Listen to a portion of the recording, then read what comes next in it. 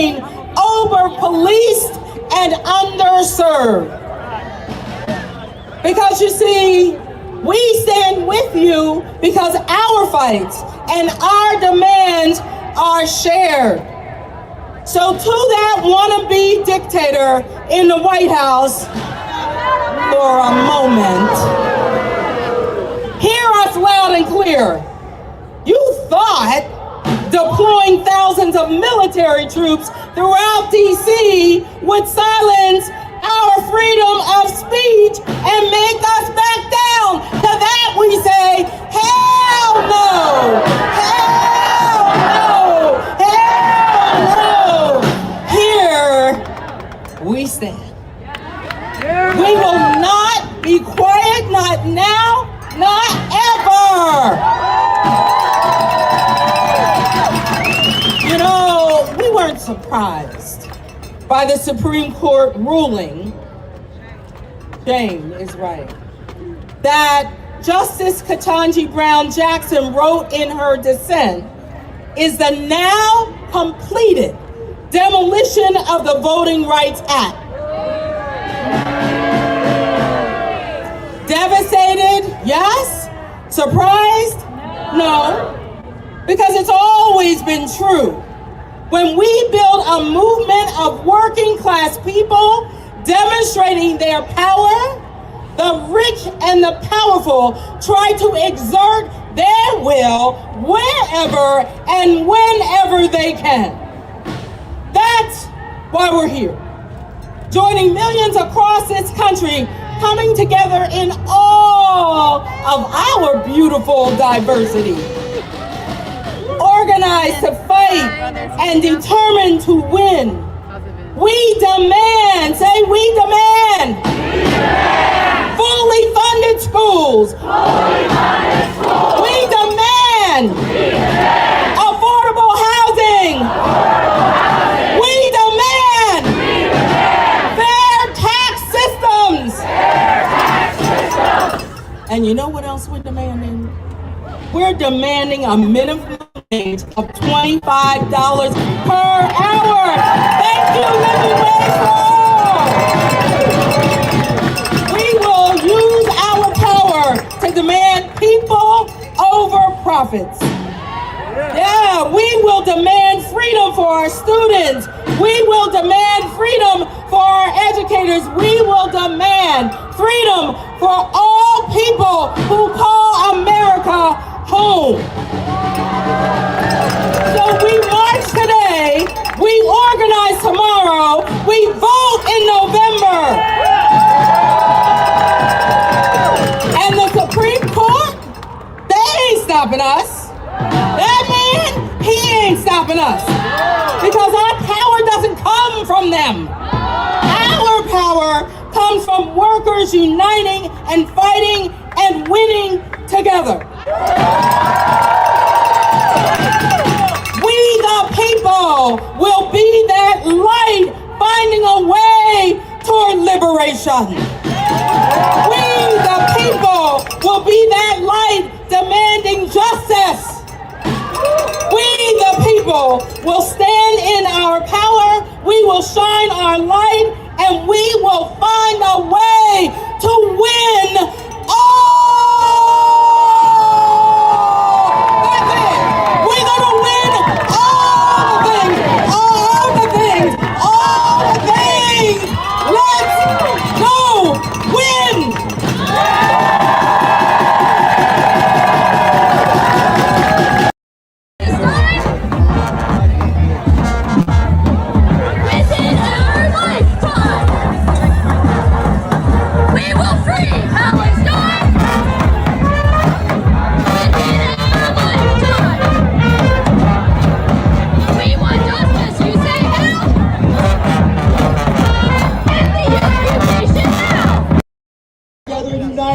And we are not going anywhere.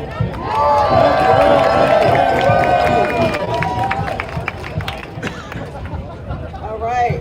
Across generations of working class, Black, brown, and immigrant, indigenous communities have brought this country while being denied, have built this country while being denied the full promise. Is that right? Yes. We built the country. Like it to get paid.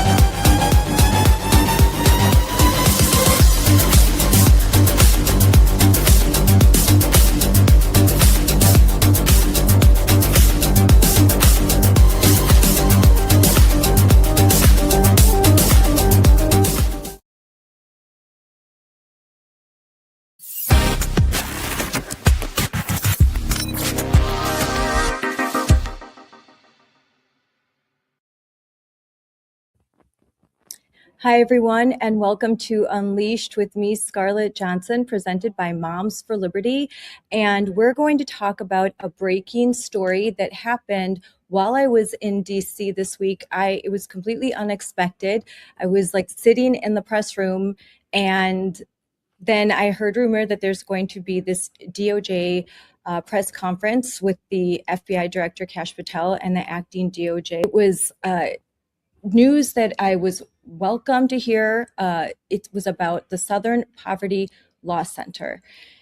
The breaking news that the Southern Poverty Law Center faces a major scandal after the grand jury came back with an indictment of 11 counts.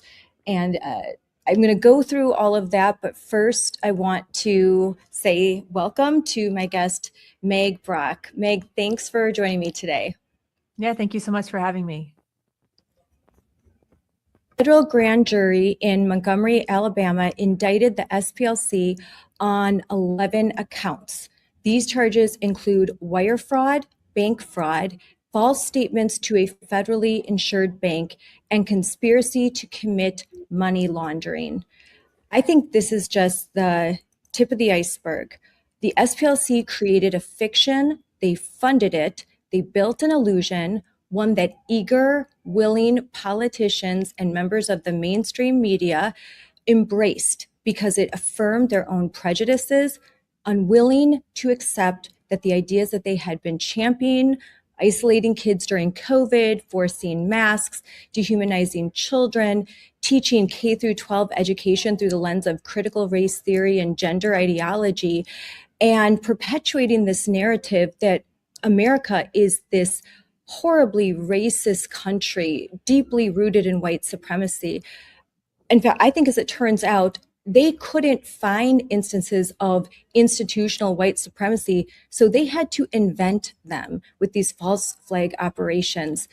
We've been saying this for years, Meg. Finally, there's proof. So I'm glad to hear it, but I want to see justice. What are your thoughts about this indictment, considering your background?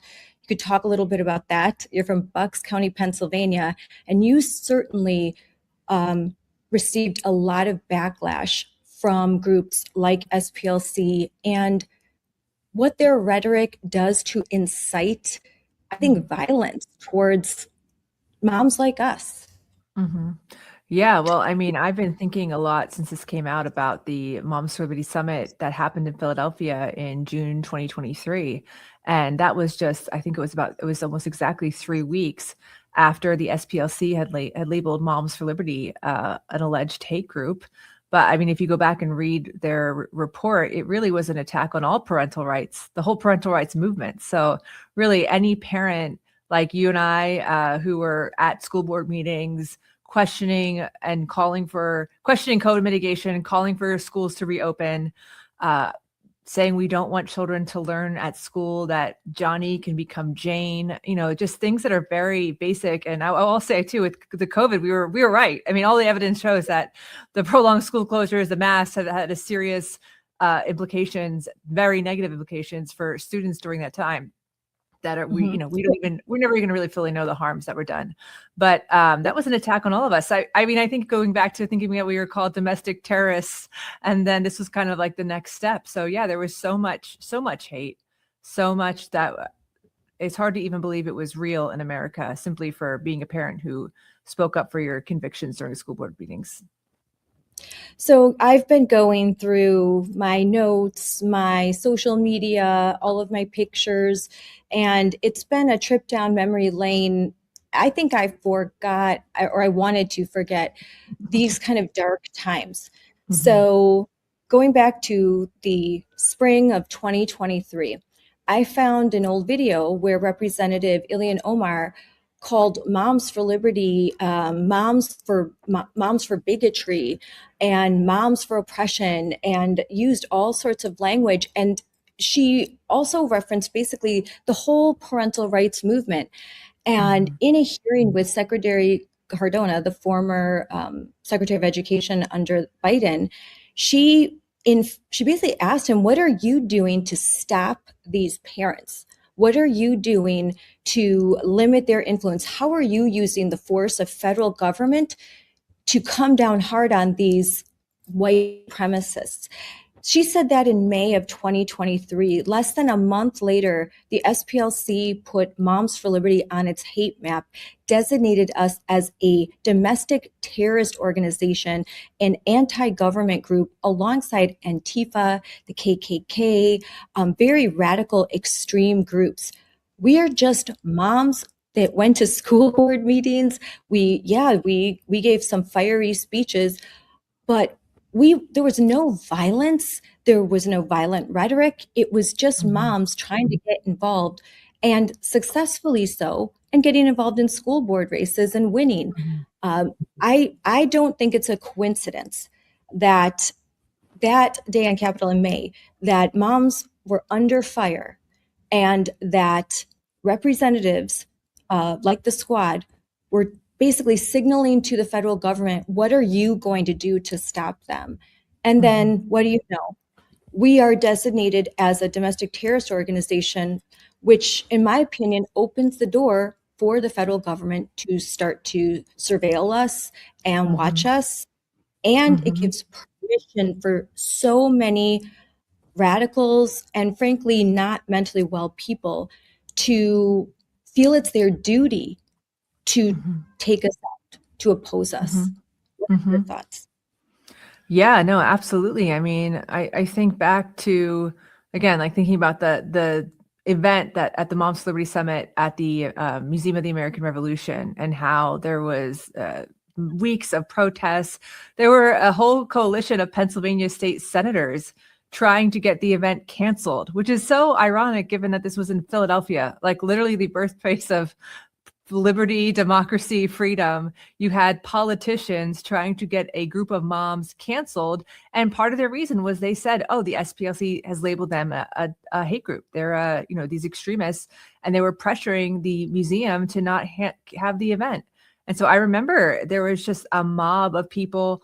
We all had to have essentially a police escort to even enter the event. And you think about how crazy it is that a group of parents, mostly moms, very normal everyday moms, had to have a police escort to basically enter a cocktail hour.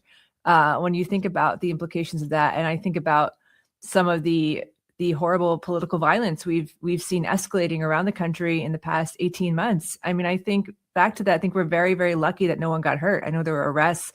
I know there was a lot of harassment. I know that there were some kind of scary, even you have a video of when we were going out to dinner and your Uber is like getting like surrounded by like angry protesters. I mean, there was some tense moments that really, man, it's really crazy to think that in America, you could be demonized like that for simply sharing your beliefs that really are not radical at all.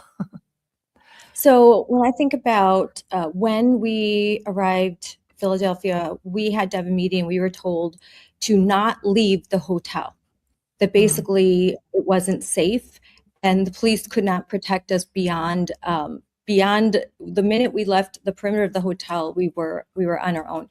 They told us to not wear any gear signifying that we were with Moms for Liberty. Don't wear even American flags.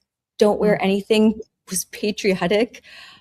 It was shocking that you needed to not look like you were a supporter of Trump or Moms for Liberty, or you loved America, that you had to be inconspicuous. But finally, one night, because Pennsylvania is your hometown, you wanted to show us around a little bit, take us out to eat. We thought, okay, let's get some Ubers and let's go to a restaurant. Maybe we could sneak out the back door. Unfortunately, they discovered us and they swarmed us. And it was one of the most uncomfortable situations I've ever been in. The way that they surrounded us as we walked to the Uber, the way they surrounded the Uber, they were trying to stop it from moving. They were just screaming and yelling and saying such hateful things, horrible things. They trying to provoke us, trying to get us to even just to touch them, I think, because that could provoke some kind of action.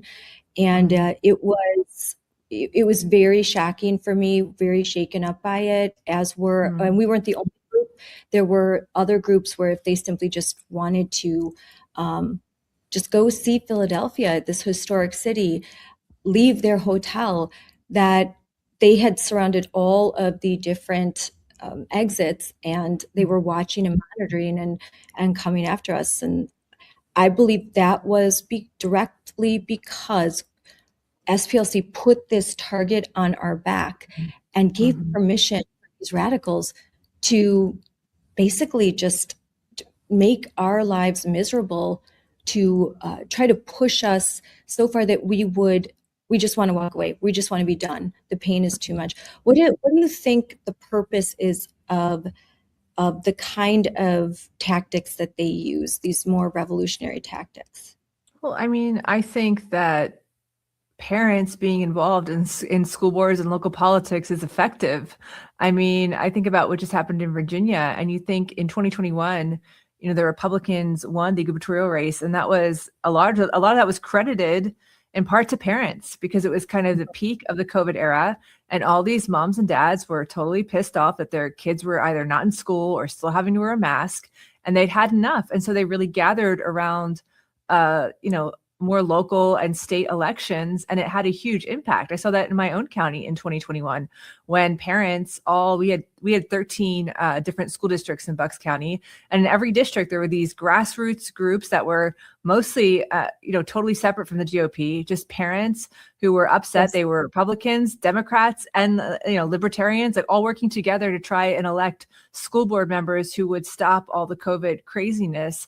And ultimately what that did is it had an impact, and it drove up the countywide totals to where the Republicans won all the county elections that they had lost 2 years earlier. And so when activists and progressive activists saw how impactful that was, and frankly, I think it's the most American thing ever. First, I mean, America really needs people to care. And unfortunately, a lot of people don't really care or care enough to even vote unless something is really pressing into them personally. But I think there was every reason for progressives to want to stamp out that fire, because it was effective and it was growing and it was really changing, and it continues to influence. But I think we really saw it really changing how politics were working.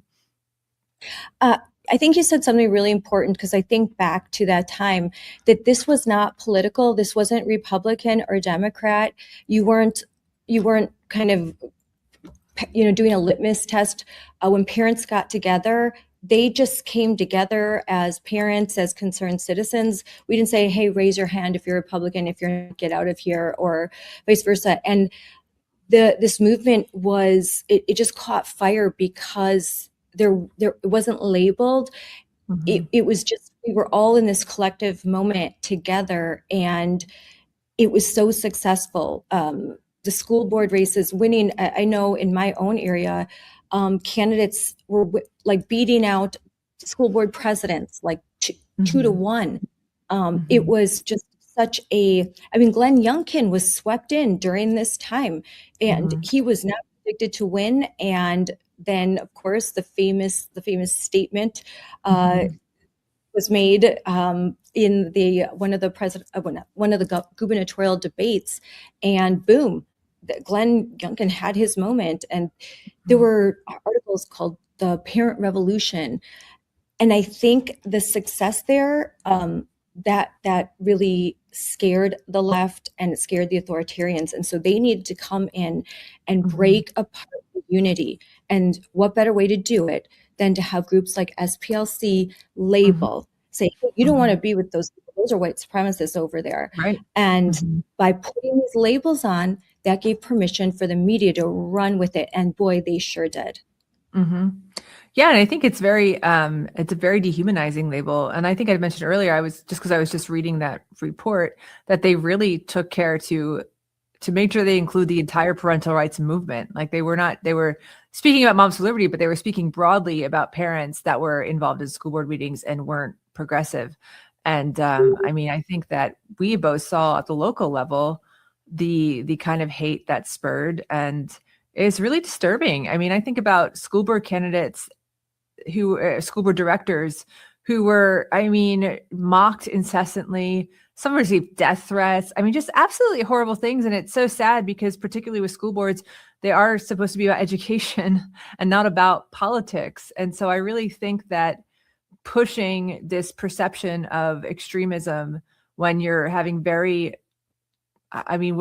know, like, for example, the transgender issue is an 80-20 issue. Like, if you believe that 5-year-olds should be learning that they can change their sex, like, you're the person who's actually extreme. And yet the SPLC labeled parents like you and I who have said, no, we should not be teaching this dangerous ideology to children, that we were extreme and hateful bigots, fascists for doing that, when really the numbers tell the story. So I think you're absolutely right. It allowed a dehumanizing narrative to really attack any parent who was speaking up on issues that most Americans actually do agree on. It's to this day sometimes, but back then in particular, I felt like I was in the upside down. And my husband, like, having to relive some of this, my husband's like, I just can't even go there, because to pick up the local news, like the Milwaukee Journal Sentinel in my area, and see articles written about your wife, your mom, your sister, your aunt, her face, and here's Scarlett Johnson running for school board. Oh, and by the way, she's a white supremacist. She's a bigot. She's a racist, transphobe. Linked to an organization that has been labeled by SPLC a domestic terrorist organization. That, what I just said there, that was the tagline by every legacy media source for the last 3 years. By far the qualifier. And it angered me every time, because I'm like, look around.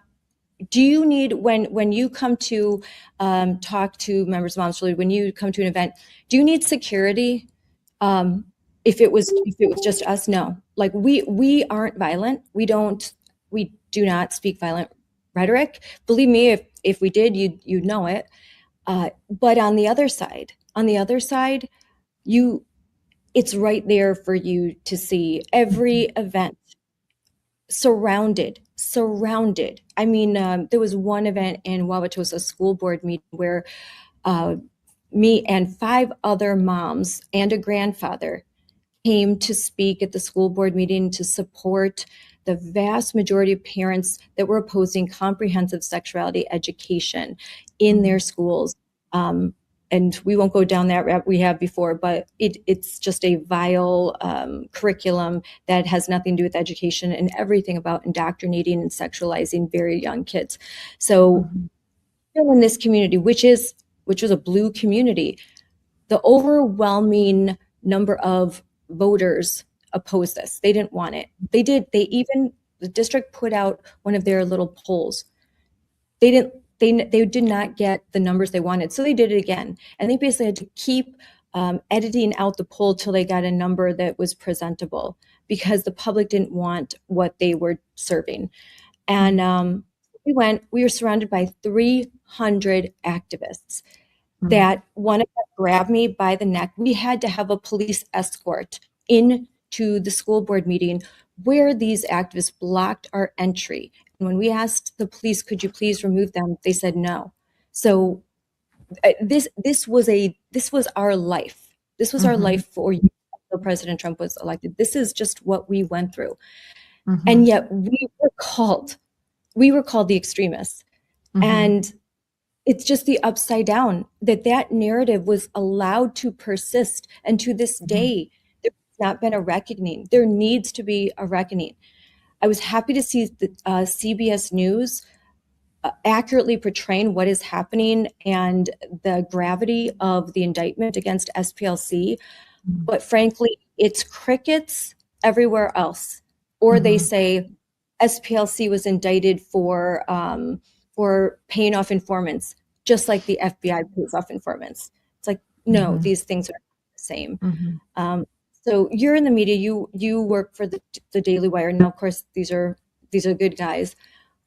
But why? Why is the media perpetuating this fiction? Why are they allowing these very radical people to intimidate us and even them? Well, I think we know that most of the majority of legacy media is captured and has a huge bias to the left. I mean, you talked about local journalism. I mean, I remember that being a big thing for me as well, of having these local newspapers constantly smearing you or covering all of these stories in a very one-sided way. So, I mean, I don't really think it's that surprising. I think that's probably what we would expect at this point. But I think narrative is a really powerful tool that people use. And I think the average person isn't necessarily paying attention to all these issues, might not even know what the SPLC is, but they've probably heard that Moms for Liberty is a hate group, right? They've probably heard that. And so I think it is really important to kind of keep peeling the curtain back and really showing where these ideas come from and giving people an alternative perspective that maybe they're not getting from traditional legacy sources. You're an investigative journalist. Just looking at these initial grand jury indictments, do you think that there's more? Do you think where there's smoke, there's fire? Do you think the SPLC acted alone? It's the only organization doing this sort of thing. Do you think that there are some politicians that were aware of perhaps what they were doing? Do you think that there's going to be more investigation, that we're going to learn more? Yeah, I mean, I'm not an expert in the legal field, so I don't really know in terms of what will happen, but I do think with human nature, I mean, we know that people, politics, power, it's all corrupts people, and there's a lot of corruption. So I think that I'm sure as this investigation continues, we're going to learn a lot more, and I hope we learn more. I hope we really are able to get full transparency and to see what happened, who, what, where, whens, so we can be more informed as the public and have a reckoning of how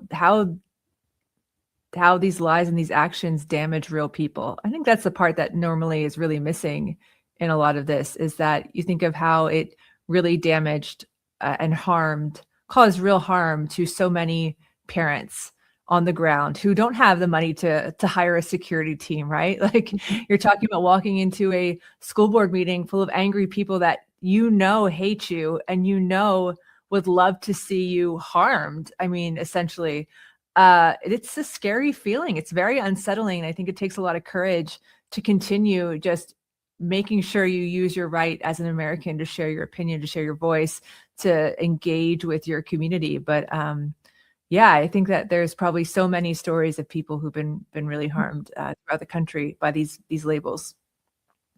So I'm very excited to read your article when it comes out. Before we go, I did want to talk about the article that you have that's just been released. It's The Quiet Suburban Shift, Turning Safe Communities into Radical Ground. And I think that article, that article tells you how we got here.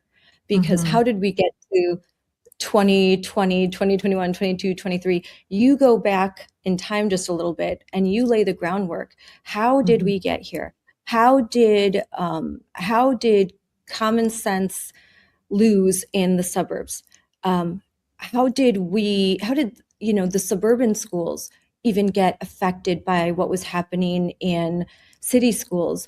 Can you tell us a little bit about your article and why you felt compelled to write it? Yeah, so I'm from Bucks County, which is right outside of Philadelphia, and Bucks County's been in national news a lot over the past 2 years.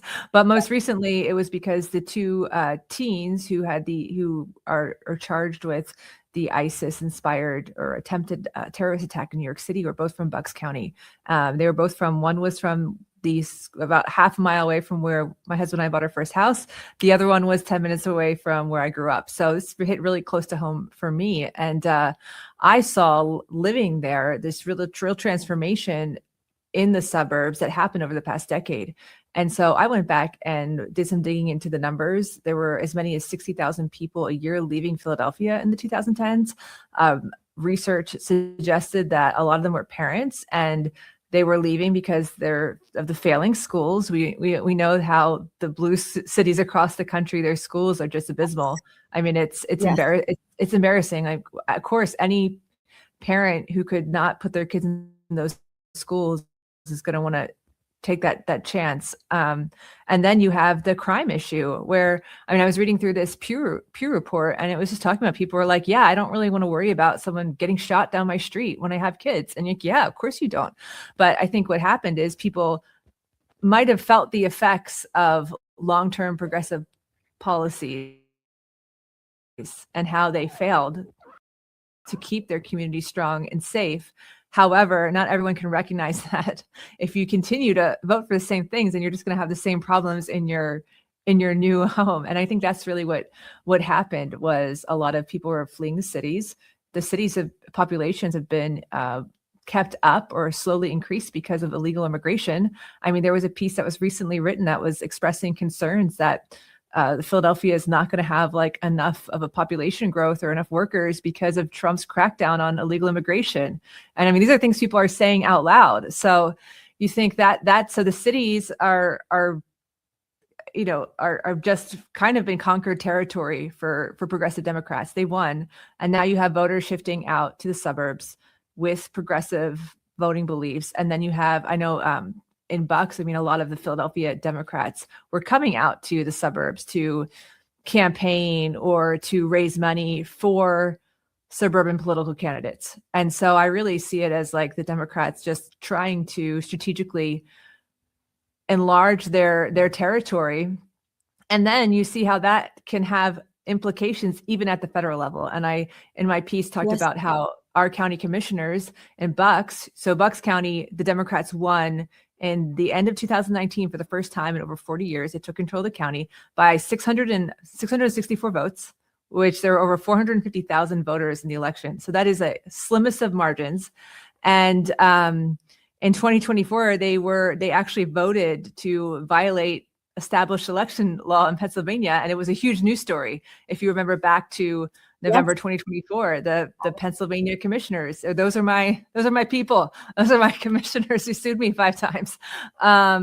Were viral for like 2 weeks. And so that is just an example of, like, you think about, I think a lot of times the conservative movement kind of leaves local people who are fighting these wars, like you're saying, at school boards behind.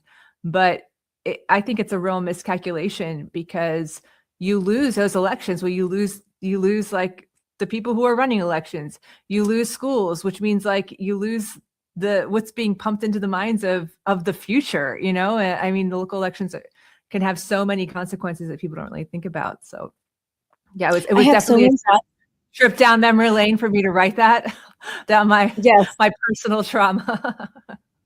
I have so many thoughts with what you said. First of all, lots of times conservatives, Republicans talk about ROI, return on investment. The return on investment when you invest into local elections is high. Mm-hmm. If you put some money, talent, and effort into these local elections, if you find good candidates and then support them and help them, give them the resources, training they need, but also provide them with enough funds and campaign staff to actually run a good campaign. And they're getting more and more expensive. But back before COVID, I mean, a very small amount of money would go a long way. The Democrats, and I have, since reading your article, I have actually done my own digging, and I started to find policy papers, scholarly journals, and books, things written by very smart strategists in the Democrat Party. They were written, in the Obama era, and kind of mapped out a plan. That plan was to invest in local suburban elections. That by doing so, this was uncharted territory. Republicans tended to have control over these areas because they were the voters that always showed up. They're educated, they're in suburban areas, they show up rain or shine, they vote on election day. Democrats had voters kind of that, there's been a little bit of a switch. They have the voters that show up for big things, not a lot of small things. So they had a strategy and they invested. They built a machine. We run campaigns. They think way farther ahead than that. They build machinery and they really infiltrated institutions. We are trying to catch up, but unfortunately, it's still a blind spot for us. We do not invest in local elections. We don't invest enough in state elections. And when we have power, we don't use it. We do not use it the way that the Democrats have now. I'm not saying that we should do the illegal and underhanded tactics that they have done, but we should be looking to Ron DeSantis as an example of what you do when you have institutional power. You use it. You do not let them, you don't let their name calling get to you. If you have Republicans that are kind of sold out, you primary them and you keep this agenda going and you keep building and you really dig in and get this institutional power back, wrestle it back. We're still coming to grips with these concepts. I don't know how long it's going to take, and I don't know how bad it's going to have to get before there is a come to Jesus moment in the conservative movement, but I sure hope it's coming soon.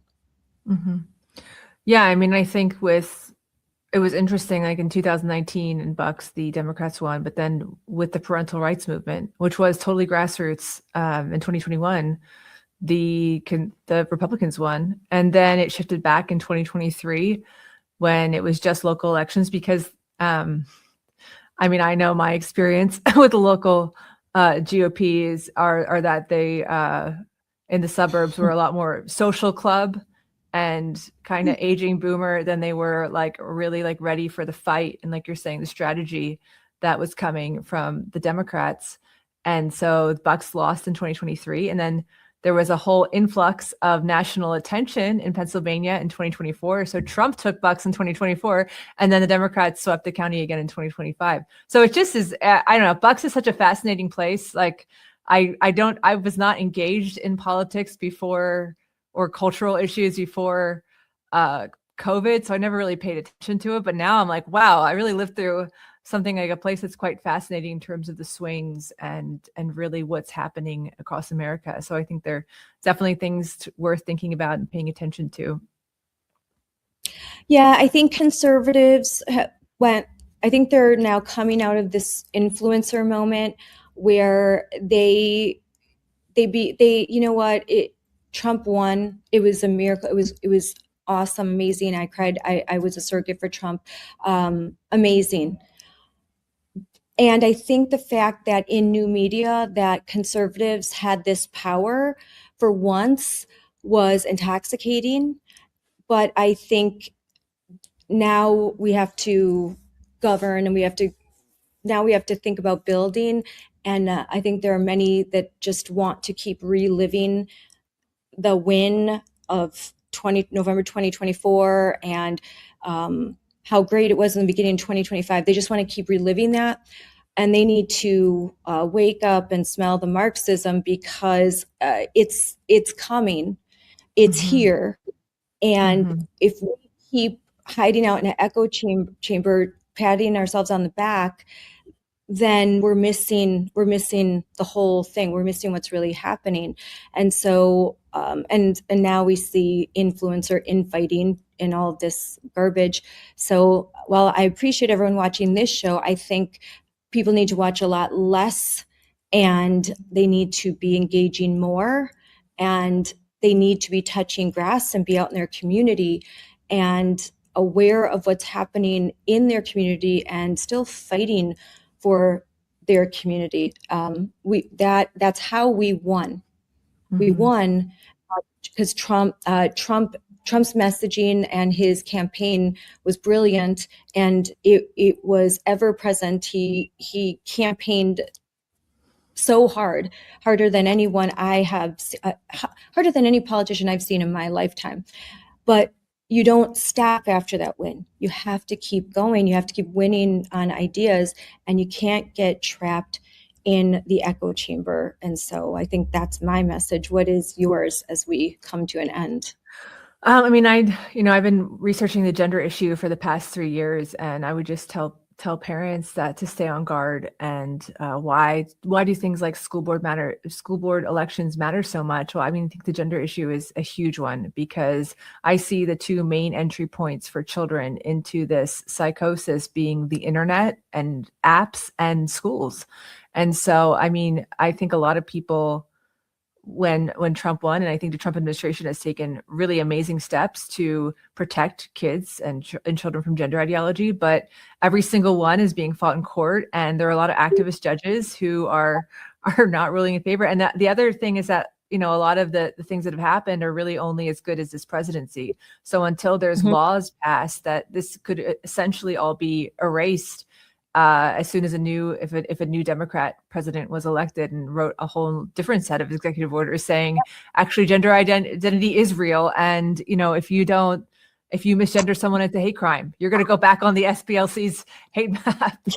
I mean, so I going to be vindicated somehow with like radical far left. Yes, that's why. I think that's why, in terms of what you're saying with real change and really, Mom Celebrity is all about schools. Why schools? I think they're so important. There's still a lot of work to be done, and I'm just talking about the issue of gender ideology. I mean, there's still so much to be done and to protect kids and families. So I think that the best way we can do that is just being engaged, being good moms, good wives, good friends, good aunts, sisters, members of our community, remembering like that's what real life is, and that's really where you find the joy in life. And I think if you don't have that joy, it's kind of hard to stay engaged with these issues. So I think, to your point, it's really important for people to find that balance in their lives.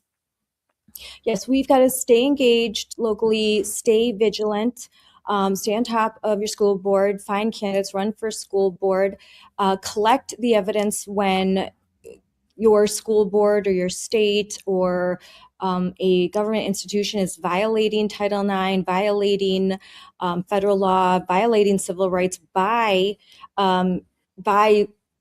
teaching or having a policy or a program that is steeped in critical race theory, meaning DEI, actually racist. So that's our job. We do that. And then we make sure we get this information to the federal government so that they can do their job, which is launch Title IX investigations, to withhold funding when schools are not in compliance. And exactly what happened on Tuesday, that is in the federal government's lane. They need to continue to go hard on the SPLC and dig up, all that they can, expose what they did, and anyone affiliated with them needs to be exposed as well, because this is our shot. This is our chance to try to root out some of this corruption, this virus, this cancer that has just taken hold of American institutions. So while there's many things the federal government can't do as far locally and school boards and what's happening with grassroots activists, this they can do. They can provide us justice for what happened to us, and they could protect us in the future from something like this ever happening again. And it is incumbent upon them to work very hard and very vigilantly to get justice for all of us who were harmed in this space, because ultimately it is our children that are harmed when we can't protect them. So I don't think I could end it any other way than that. That's great. No, thank you. Thank you so much for having me. I appreciate it. Thanks for coming on, and I can't wait to read your next article. I encourage everyone to follow Meg Brock. I will have all of her information in the comments, and follow Daily Wire. They're doing great work. And Thank you, Scarlett. Thanks for having me. Thanks, Meg. Bye. Bye. No more! No more! The 3 million members of the NEA stand with immigrants and with every worker struggling to make ends meet, with Black and brown communities who remain over-policed and underserved. Because you see, we stand with you fights, and our demands are shared. So to that wannabe dictator in the White House, for a moment, hear us loud and clear.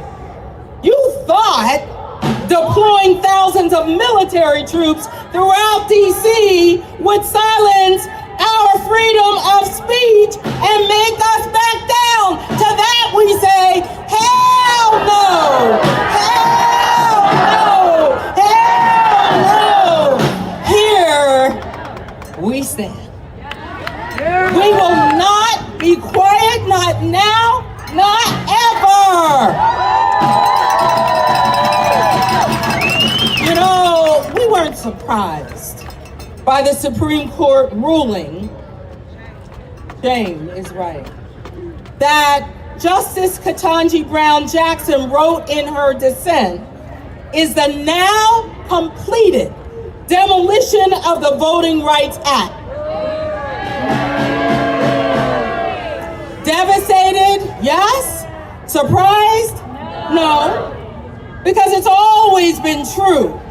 When we build a movement of working class people demonstrating their power, the rich and the powerful try to exert their will wherever and whenever they can. That's why we're here. Joining millions across this country, coming together in all of our beautiful diversity. Organized to fight and determined to win. We demand, say we demand, fully funded schools. We demand affordable housing. We demand fair tax systems. And you know what else we're demanding? We're demanding a minimum wage of $25 per hour. Thank you, living wage for all. We will use our power to demand people over profits. Yeah, we will demand freedom for our students. We will demand freedom for our educators. We will demand freedom for all people who call America home. So we march today, we organize tomorrow, we vote in November. And the Supreme Court, they ain't stopping us. That man, he ain't stopping us. Because our power doesn't come from them. Our power comes from workers uniting and fighting and winning together. We the people will be that light finding a way toward liberation. We the people will be that light demanding justice. We the people will stand in our power we will shine our light, and we will find a way to win all the things. We're gonna win all the things, all the things, all the things. Let's go win.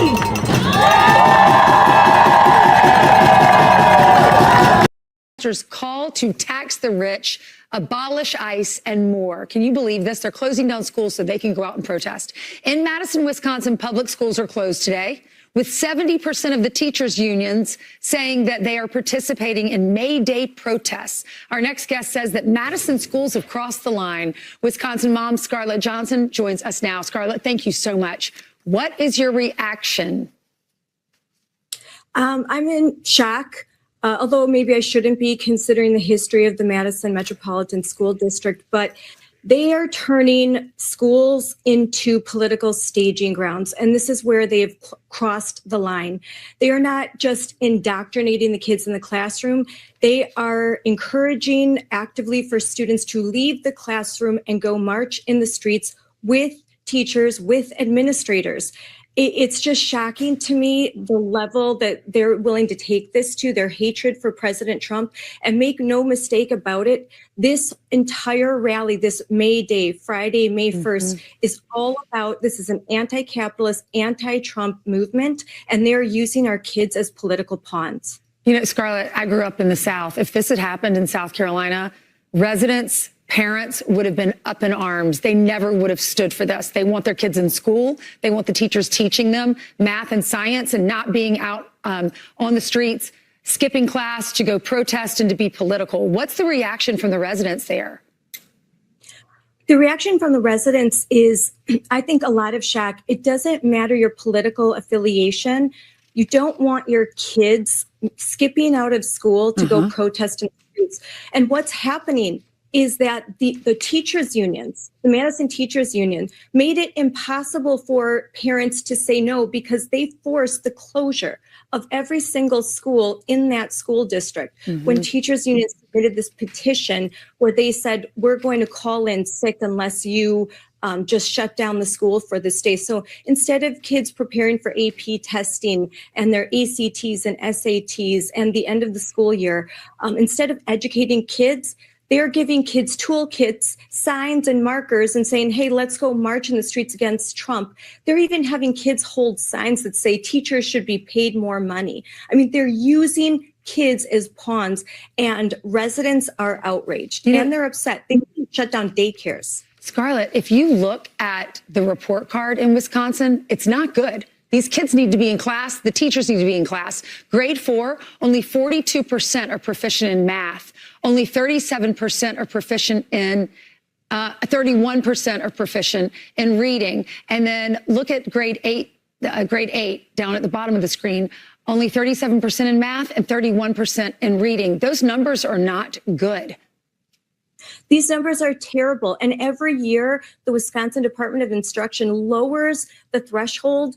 They lower the standards. And so they're even worse than what you see right there when you get apples to apples comparisons. So bottom line, the teachers' unions aren't educating our kids. They're not teaching them to read. And when they're not allowing boys in the girls' bathrooms, which they do in this school district, they've eliminated girls' bathrooms. There's only gender-inclusive bathrooms and boys' bathrooms. When they're not hiding gender identities from parents, they're inviting kids to join them to protest in the streets. It's gone too far. A line has been crossed. And you know what, Ainsley?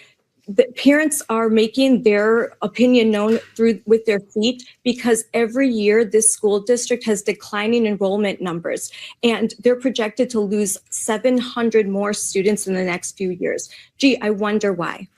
You know, and they're pushing their agenda on our kids, clearly. They're telling them, you don't have to go to school today, go participate in this march. It might not even be something that these kids understand, know about. Their parents might be conservative and not agree with it.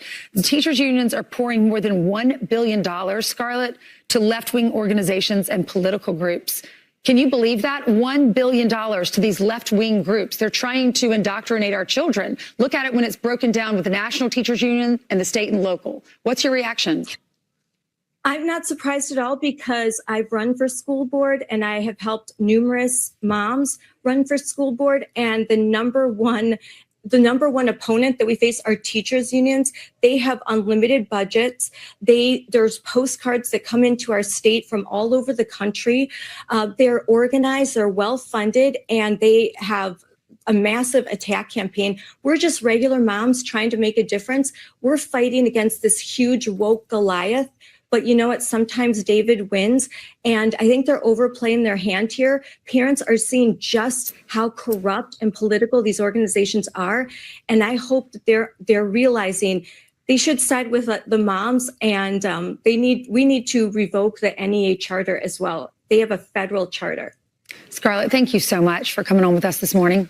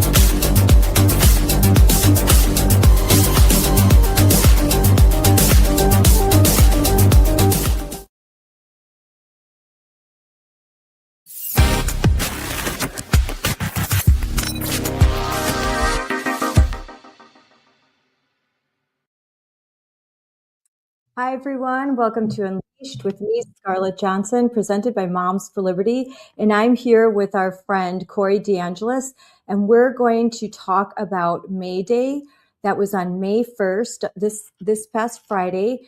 And we, leading up to May Day, Corey and I were posting, and we were on talk shows, and we were sending out the alarm to parents all over the country that radical teachers unions were using this socialist Marxist holiday as a way to stop education on Friday, close schools, and organize students to protest on the streets with them. Protesting just about everything. I was at a DC protest, and it was different in different states. But I wanted Corey to come back on. We talked about this a little bit last week, but I'm so glad that you could join me again, Corey, because I wanted to talk about what happened, what didn't happen, and why parents should still be concerned. So thank you for coming on again. Hey, thanks for having me, Scarlett. So what did you see on this Friday? What did you see? What surprised you? And what didn't you see? Yeah, unfortunately, we were right that they were going to use the kids for political props, and that's what they did. I mean, in Chicago, I had people on the ground sending me videos from the Freedom Foundation, and you had kids writing in chalk and misspelling words because kids can't read, write, or do math in Chicago, yet they had them out protesting in the streets. And they were even bragging on social media. The Chicago Teachers Union posted a video of a teacher saying that, well, they reorganized their school so that the kindergartners could go protest too. And they thought that was a good thing. They were bragging about this. And kindergartners have no idea what's going on. They have no business involving children at that age. I mean, even in high school either, but it's really indefensible for kindergartners to go to these political protests. And then a lot of people were surprised because a lot of news was bubbling up out of not just Chicago and deep blue cities, but also North Carolina. They don't even have collective bargaining in North Carolina, but they do have a teachers union there. It's called the North Carolina Association of Educators. It's the state affiliate of the NEA, which is the largest teachers union in the country. And they canceled school for so many kids. And guess what? In Scarlett, teachers' strikes are not even legal in North Carolina. but they did it anyway. They just call it, something else. It's a mass sick out. People were just calling out of work, and the school districts just had to close because they didn't have enough staff. Well, if it walks like a duck and quacks like a duck, it's probably a duck. It seems like a strike to me. It's just under a different language so that they can try to skirt the law. But they were calling for so 700,000 kids were out of school that day. And there was actually a construction worker that I looked up on Facebook. He posted a comment on one of the news stories. Said, "Look, I had to call into work because my kids' school closed down last minute. I didn't know what to do." That tweet went pretty viral because a lot of people understand, like, there's a different set of rules for people who work in the private sector than the people who work in these government unions who have no accountability whatsoever. A lot of people were commenting as well, saying, like, why do this in the middle of the week? If you want to go have a political protest, why not do it on the weekend?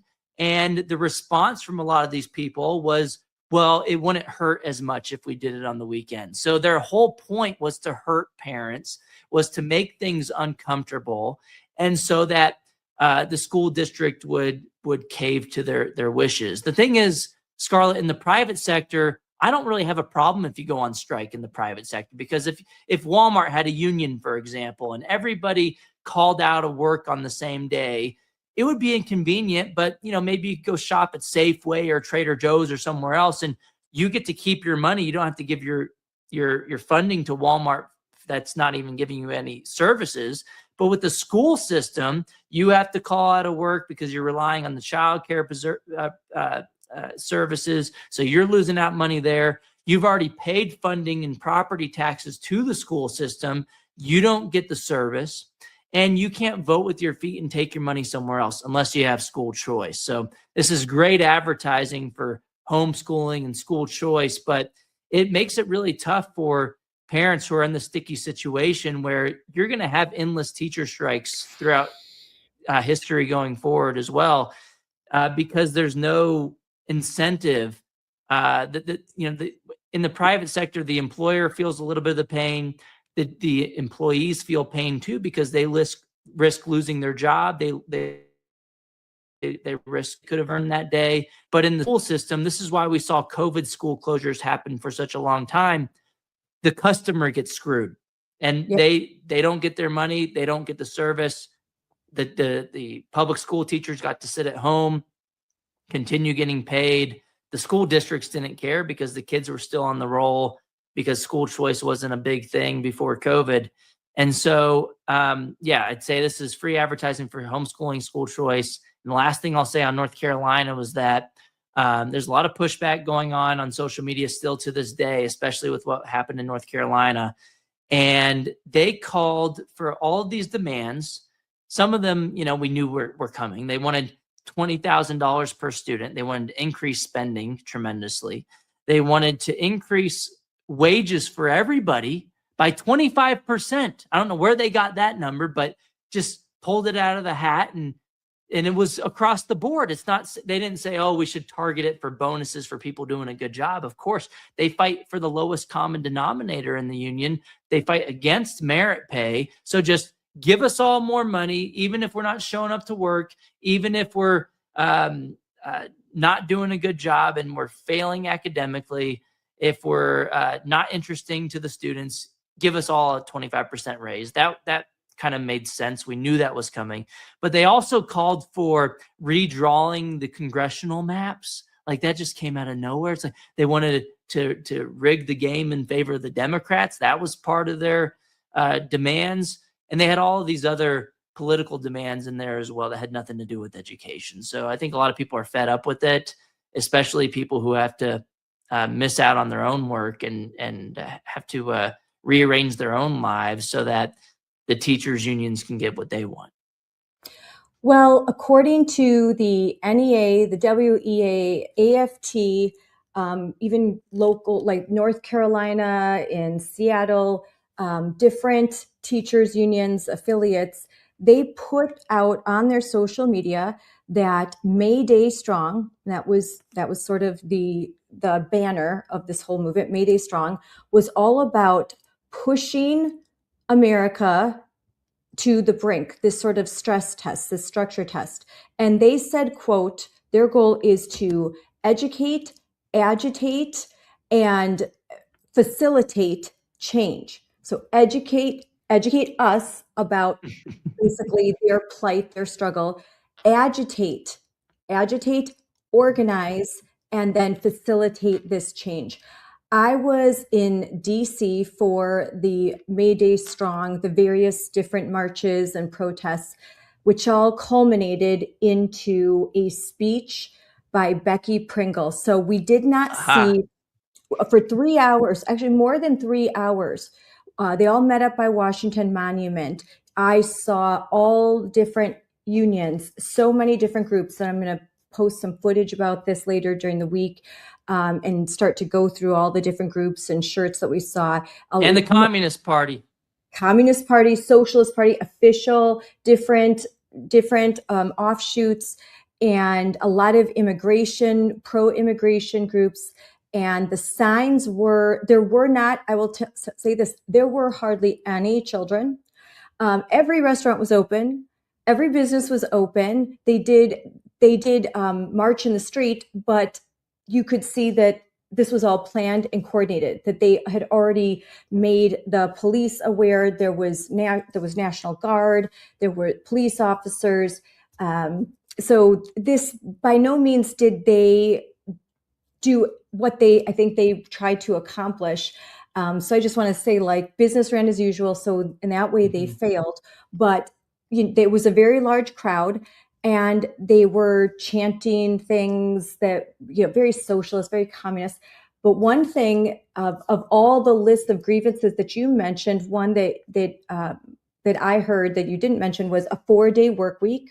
They wanted housing, government housing, 4-day work week, insurance, all education, all the goodies, college, graduate school, basically. And they're like, we should only be working 30 hours a week. Why? We should have every Friday off. And everyone cheered.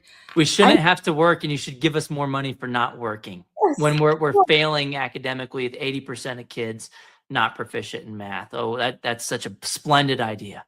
Yes, a great idea. And teachers, you should only be working 4 days a week. And Becky, let's get even less education. Her main topic was, look what just happened with the Supreme Court decision. And she said, we don't care what the Supreme Court says. Supreme Court can't stop us. The president can't stop us. Congress can't stop us. And she's like, ain't nobody can stop us. We're going to win all the things. All the things. Her all favorite the things. Yes. And they're cheering. And then they put their, out. If we had done something like that, the kinds of things that they would say. Yeah, but they exactly. did it, and they prayed to organize labor. I was there with my friend Bill Brewer, who's with Moms for Liberty. He kind of came to help me as a cameraman and for protection. And he's just laughing. He's like, Scarlett, is this what you have to put up with all the time? He's like, these people are crazy. He's like, do they understand what they're even saying? Like, our whole economy would collapse. This is just a joke, right? But then he looked around and saw all the blue NEA shirts, hundreds and hundreds of teachers, educators. They are cheering all of this on. And to me, that kind of said it all. They didn't go march in the march.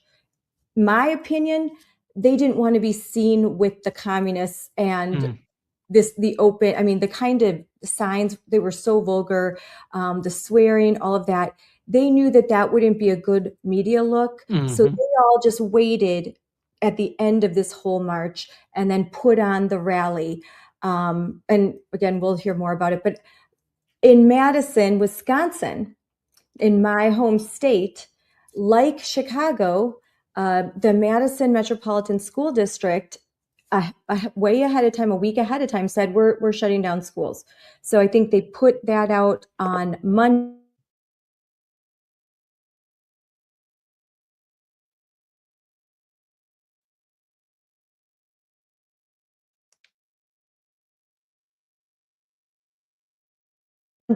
As well. They did some of the things similar to Chicago. They bussed kids out. They were protesting by the Capitol. There were a lot of students there. There were a lot of young kids there, unlike in DC. And like North Carolina, Wisconsin it is illegal to hold a strike in this manner. Like, that violates the law. Mhm. And in any state, a purely political strike is not legal. You cannot strike for pure political reasons. You're supposed to be advocating for something in a contract. And I looked this up and talked to some lawyers. So, but no one's going to do anything about it in these areas. But technically, that's the case. In North Carolina, that was the state where the most school districts had shut down, and it was quite a large. They had quite a large showing. But the organizers of this Sunrise Movement and of May Day Strong were located near outside of Raleigh and in Raleigh, North Carolina. So I think that explains why they had 9 or 10 school districts that shut down. I think it was at least 13 in North Carolina. Really? Crazy. Yeah, 700,000 kids. And Wow. of course they chose May Day. I mean, when they tell you who they really are, you should believe them. This is a communist holiday. And of course, the Communist Party USA was there. All the Democrat socialist groups were there as well. And, this didn't bubble up out of nowhere, Scarlett. We all saw the NEA convention last summer in Portland, Oregon. They passed a bunch of crazy resolutions, but one of them was to dedicate financial resources towards mobilizing students to protest against Trump's policies, including immigration enforcement. Hello. It didn't come out of nowhere. And so, yeah, it's just crazy to me how, of course, the kids wanted. Scarlett, you came back. Did you? Yes. Oh, yeah. No, I just had to adjust something really fast. Oh, I was like, I don't even know why I'm talking anymore. I think she fell off. No. But yeah, it's just crazy to me how they have been planning this for a long time. They called President Trump a fascist in one of their official resolutions. They misspelled the word fascism in that same one. But then they dedicated money towards helping students organize political protests. And then you fast forward to today, you see that they were bragging on social media about having kindergartners go out there and protest. And they even had curriculum. And I got a hold of this. I don't know why I'm still on their email list. They should take Corey DeAngelis off of that if they're smart, but I guess they're not very smart. And their curriculums, they were comparing abolishing slavery to abolishing police and abolishing prisons as if those things are equal, and basically trying to brainwash kids into thinking if you like the police, then that means you must like slavery. That just makes zero sense. If you like prisons and safety, that means you like slavery. No, those aren't the same thing. And they were comparing President Trump to fascist dictators and so on and so forth. And it's just pure political propaganda in the schools. And they're just basically like, what are you going to do about it? And they killed school choice in Illinois too in 2023, even for the low income kids.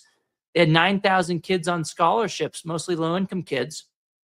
And they got kicked out of scholarships because the teachers union fought against that. And they're trapping kids in these institutions that aren't aligned with their parents' values. And, maybe there's some conservatives left in the public school system in Chicago, and those teachers need to leave.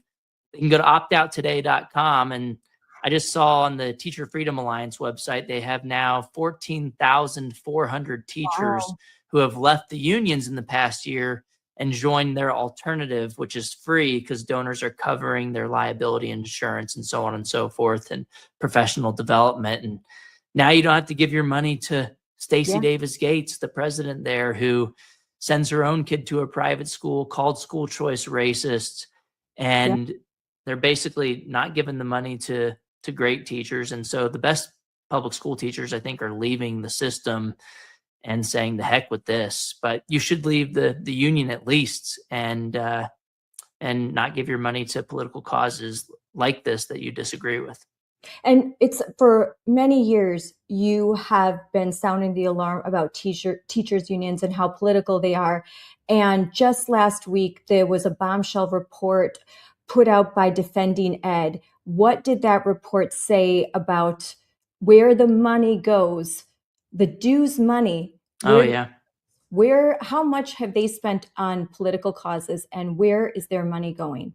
Yeah, I believe that report found since 2015 that the unions, the major ones, have spent over $1 billion on far left causes. And if you look just at Open Secrets, this is publicly available information, 98% of the NEA's political contributions go to Democrats every cycle. This is not a new thing either. This is a money laundering operation. Their president, Becky Pringle, is an at-large member of the Democrat National Committee. She makes $500,000 a year. Randy Weingarten of the AFT, they contributed 99.89% of their political contributions to Democrats in the last election cycle. It's a one-sided political entity. And Congress should revoke the NEA's federal charter that they've had for over 100 years now. I just tweeted at Speaker Mike Johnson today asking, why in the world has the House at least not passed? I'm reposting that. Why in the world? Like, you can give me every excuse in the book for why the Senate hasn't done it. And they have a better argument. Look, we'd have to nuke the filibuster. We don't have 60 votes. We only have 53 Republican votes in the Senate. Well, the House has a GOP majority.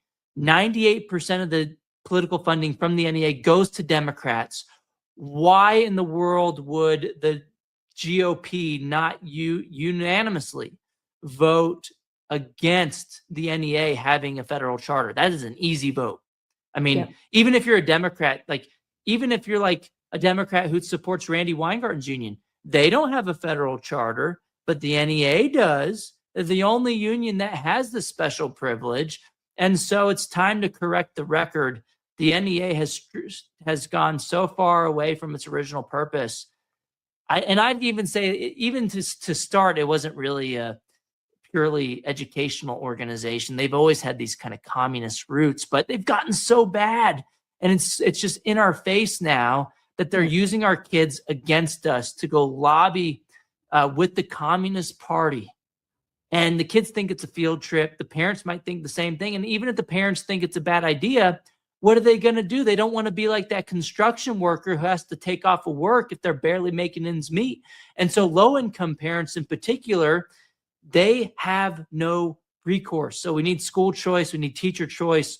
And Congress, you need to wake the freak up and stop giving this kind of false sense of authority to the NEA as if it's a educational entity when it's a political activist group for far left causes. The teachers unions are out of step with the teachers. And I've seen polling from Education Week and other places finding that at least a quarter of teachers identify as conservatives. So you look at their funding, 99% Democrat, but not 99% of teachers are conservatives. Are Democrats. There's a misalignment happening there. And so I think, one, teachers should opt out. They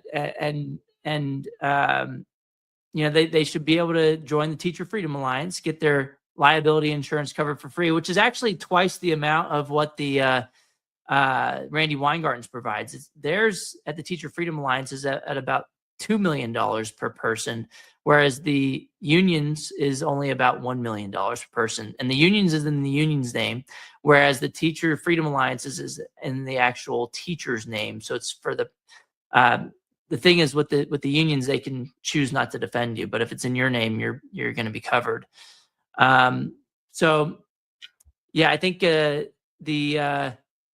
people like Randy Weingarten who are making so much more than the average teacher, they have zero accountability right now, and the only way to make them feel the fire is for the teachers to stop sending their money to them. And so the last thing I want to say on this is, in Chicago, things sometimes they get so bad to where, you fall off the cliff and you can start to climb back up. And I think we're seeing a light at the end of the tunnel. In Chicago, it's been an international embarrassment where they said it was racist to reopen schools. And then they were caught vacationing in Puerto Rico during COVID. And so obviously they weren't worried about safety. They just wanted to hold children's education hostage. But now we have polling for the first time ever finding that Chicago Teachers Union has a net negative 26% favorability rating.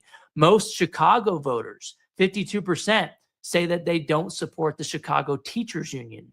26% say that they do. So that's almost twice the amount say that they are unsupportive of the union as opposed to being supportive of them. And that's a big flip, where they used to have a favorable mojo with the general public, and now their brand is becoming toxic so much that in the primaries a couple months ago, they endorsed 13 candidates and a majority of them lost. And so some of the Democrat politicians didn't even brag about their CTU endorsement. They didn't even put it on their campaign websites this time. And when things become so bad for the unions, I think that's when we start to have a glimmer of hope that things could actually change. This happened in Texas too, my home state. Every single election cycle, the Texas Federation of Teachers, which is the Randy Weingarten affiliate, used to endorse the Republicans who voted against school choice. But then when we started to call it out, and we had social media putting a spotlight on this, and COVID, waking up the parents and the conservatives saying, you know what, I don't think Republicans should be involved with these far left activist groups called the teachers unions. And starting in 2022, the unions out here in Texas no longer endorsed Republicans. You might say, oh, that's bad news for Republicans, but the Republicans didn't need them. Mm-hmm. And that's bad news, I'd say, for the teachers unions, that their political sway is no longer seen as a benefit for at least one of the two major political parties. And in some places like Chicago, they're even becoming not just toxic for Republicans, but for Democrats too. So I think the way forward here is that the more that the Democrats say, you know what, this isn't good for me either, and that's because parents are holding them accountable at the ballot box, the unions will lose their influence. They'll lose their power. And that'll be amplified by teachers leaving the unions.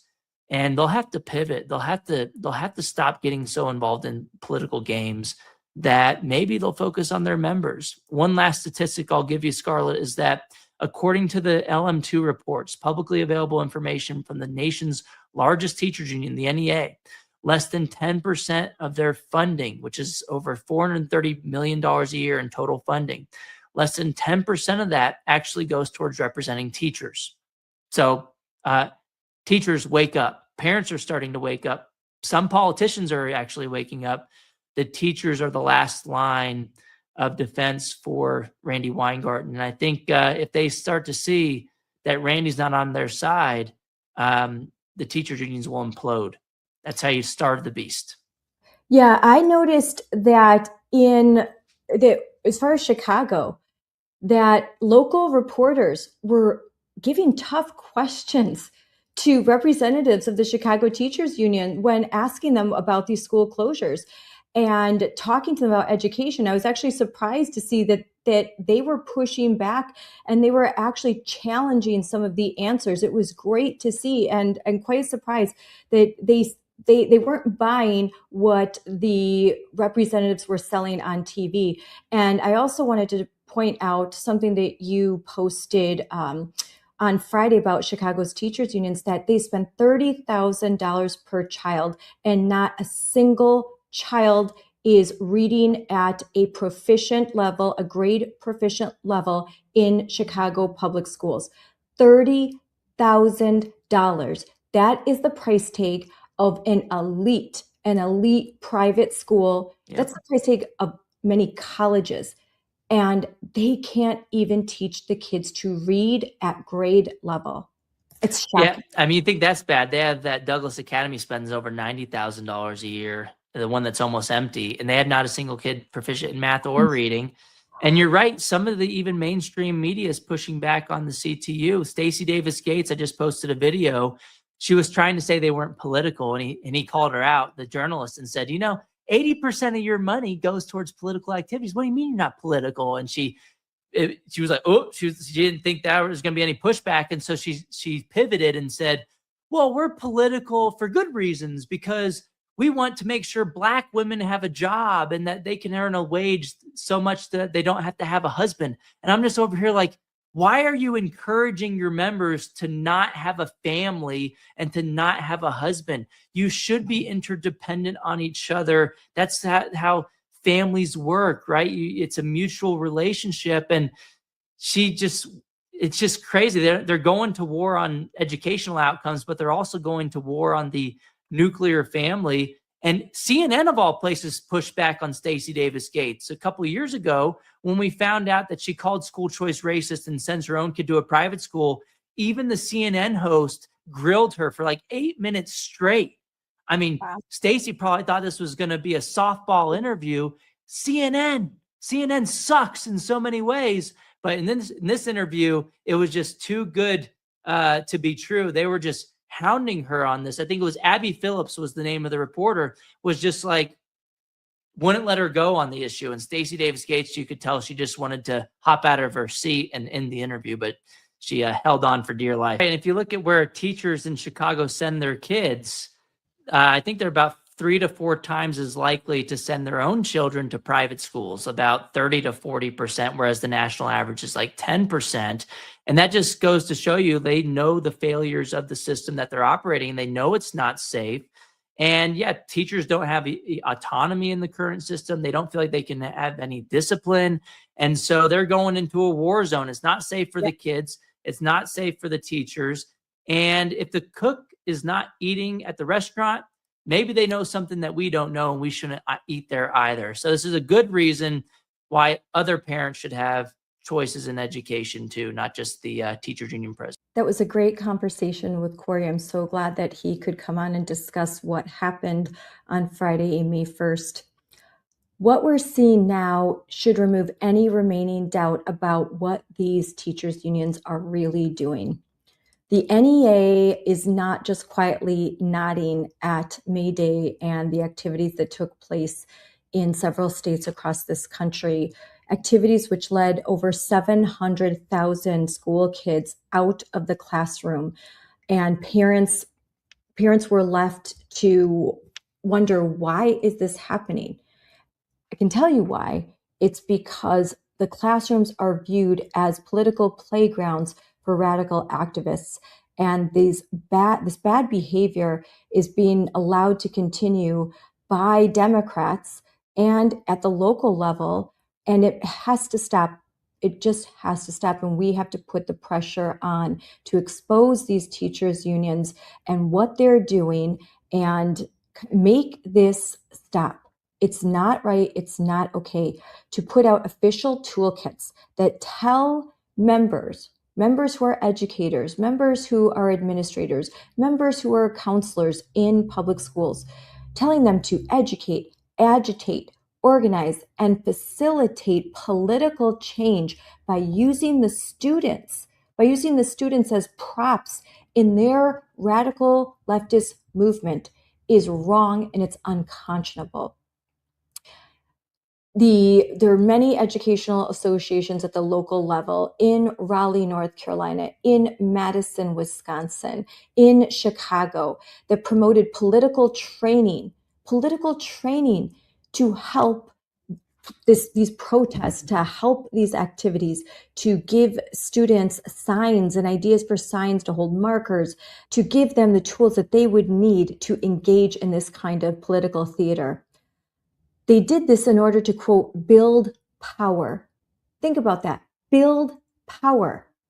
That language says everything that you need to know about teachers' unions. They didn't say we want to agitate, infiltrate, and organize to increase reading scores, or to increase math scores, or to better educate children, or to protect teachers and keep them safe in their classrooms. No, they did it to build political power. And what would they use with that political power? They want open borders. They want to engage in anti-ICE activities. They want to toss out some Supreme Court justices, or they want to pack the Supreme Court. They want to win political elections. They want to disrupt the President Trump's presidency. They want to redraw legislative maps so that they can win more seats at the state and federal level. This is what they want to do with the power. And once they have that power, if they were to be successful, well, then they say that's part of the revolution where they will win all the things, all the things. And when they win all the things, that's when they're going to have this new government, this new era in democracy. I tell you what, this is not about democracy. It's about authoritarianism, and it's about creating a government system which would oppress anyone who disagrees with their radical left-wing dogma. Wake up and smell the Marxism. Again, these teachers' unions are not about increasing the reading proficiency of K through 12 students. They're not about increasing math proficiency. They're not about adding more STEM classes and more AP classes in high schools. They are about building political power. They aren't about restoring discipline. They aren't about raising achievements. They're about raising kids to be political pawns in their woke army. Believe them when they tell you who they are. Becky Pringle appeared in a Sunrise event. It was called Roadmap to a Political Revolution. This was the precursor for this May Day protest. And this roadmap was used in Minnesota in the anti-ICE protests. She encouraged parents and teachers to engage in political activity.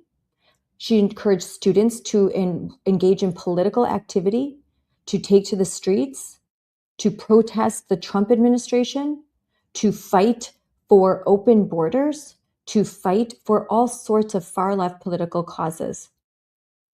When they tell you who they are, believe them.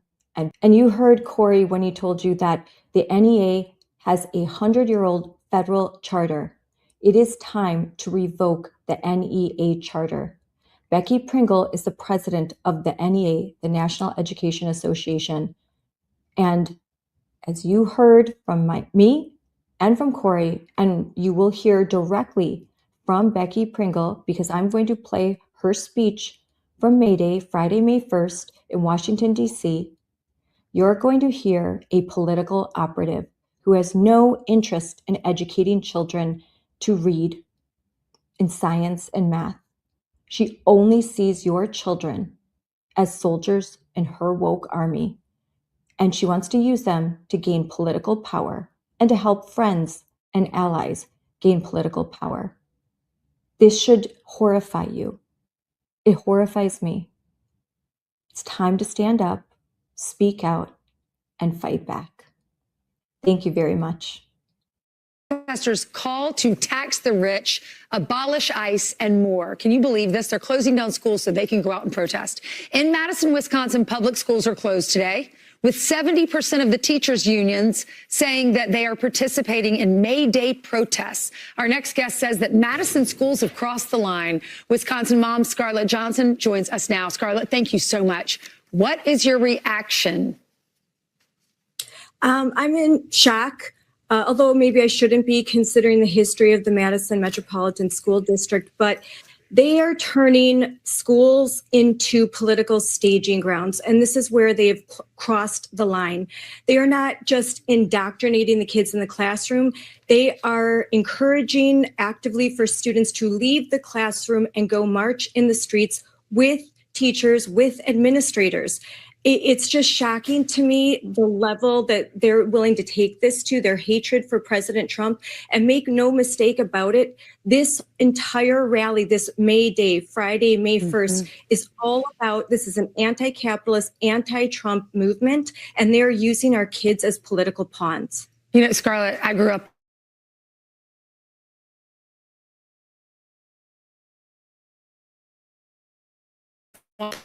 school. They want the teachers teaching them math, science, not being out on the streets, skipping class to go protest and to be political. What's the reaction from the residents there? The reaction from the residents is, I think, a lot of shock. It doesn't matter your political affiliation. You don't want your kids skipping out of school to go protest in the streets. And what's happening is that the teachers' unions, the Madison Teachers Union, made it impossible for parents to say no because they forced the closure of every single school in that school district. When teachers' unions submitted this petition where they said, we're going to call in sick unless you just shut down the school for this day. So instead of kids preparing for AP testing and their ACTs and SATs and the end of the school year, instead of educating kids, they're giving kids toolkits, signs, and markers and saying, hey, let's go march in the streets against Trump.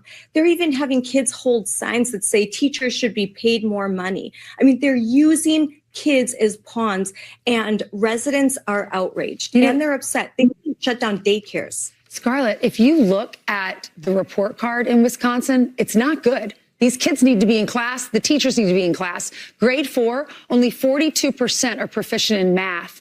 Only 37% are proficient in 31% are proficient in reading. And then look at grade 8 down at the bottom of the screen.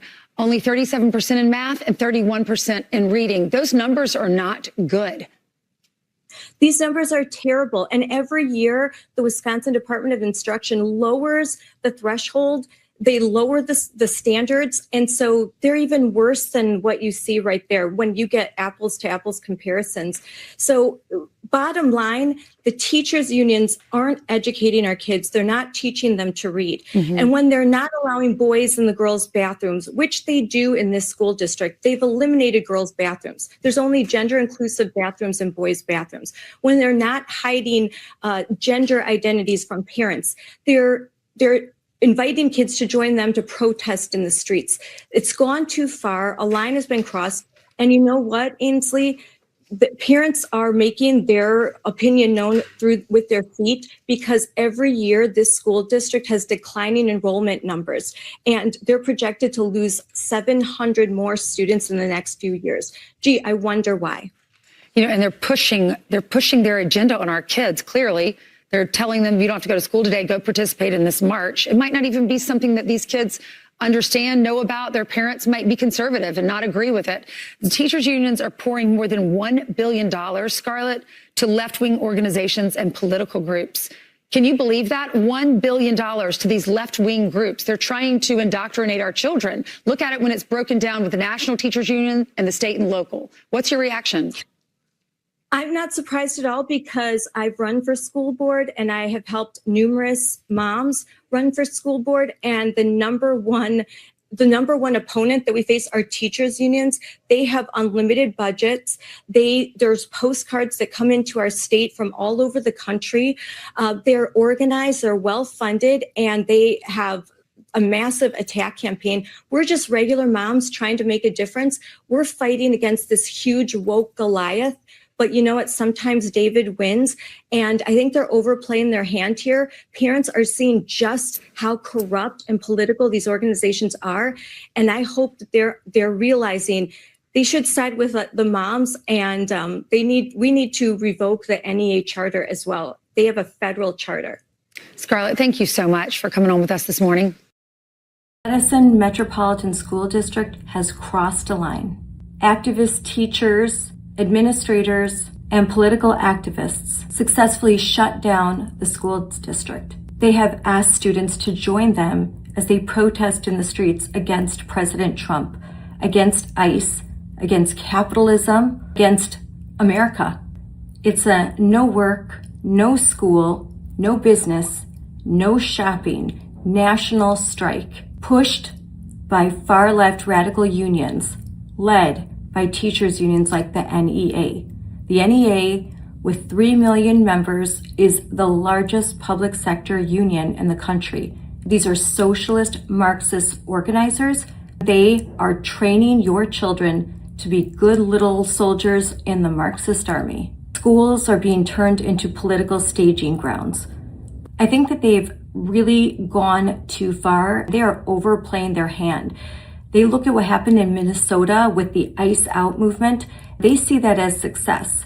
It's a success that they're trying to replicate now all over the country. Teachers unions like the NEA have been actively and relentlessly encouraging other teachers, administrators, school districts to shut down today, Friday, May 1st.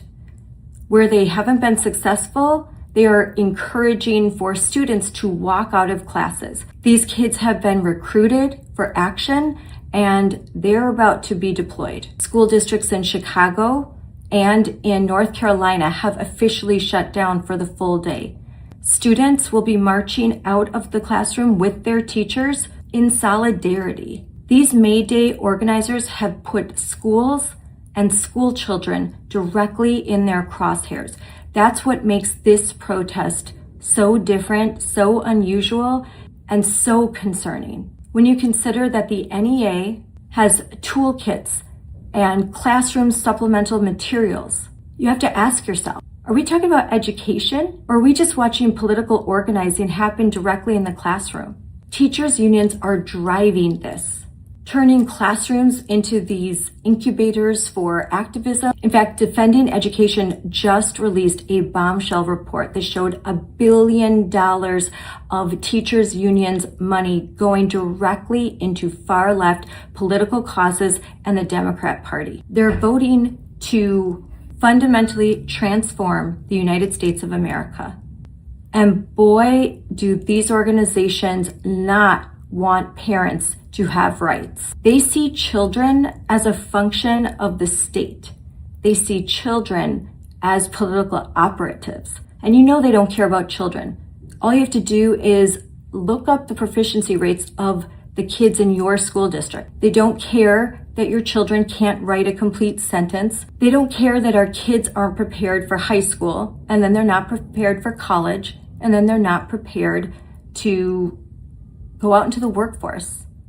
On their social media, they show pictures of teachers with children holding signs, political signs that demand that teachers and administrators be paid more money. Really, do you think that fifth graders care about how much money their teachers make? Do you think that these kids even understand the causes that they are standing up and fighting for? In the case of the Madison Metropolitan School District, when you consider that the vast majority of the kids that are protesting against ICE in the streets come from affluent suburban neighborhoods, and yet these kids have this fantastic story that they tell about the kids being dragged out of their school by ICE agents. So when school districts like the Madison Metropolitan School District accommodate political walkouts and activism tied to May Day protests, parents see a pattern. That pattern is ideological activism taking a front seat and academics way in the back. How can parents trust the school district? Many of them don't. And that's why there are declining enrollment numbers. It's getting to the point of a crisis. Parents, if you have children in school districts like the Madison Metropolitan School District, you must stand up, you must speak, you must fight back against this outrageous type of behavior. You don't have to agree with me on politics. Maybe you're not a conservative at all.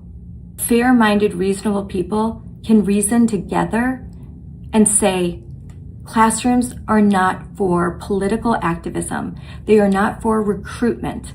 Classrooms are not where teachers can go to create good foot soldiers for any political cause, especially a selfish one in which they are trying to get demands made for their profession. Using kids for a pay raise, telling kids fantastic tales that they repeat. These are kids that are compelled to be in the classroom. They are compelled to listen to this garbage. Many are so young, they don't have the mental capacity to resist the brainwashing that they are exposed to every single day. This isn't right. It's not moral. It's not fair. It's not the job of a teacher. There are good teachers out there. I think the majority of them do not subscribe to this kind of behavior, but they do end up caving to the bullying. And that has to stop too. I'm here in DC today. We're going to go to these May Day protests, so stay tuned.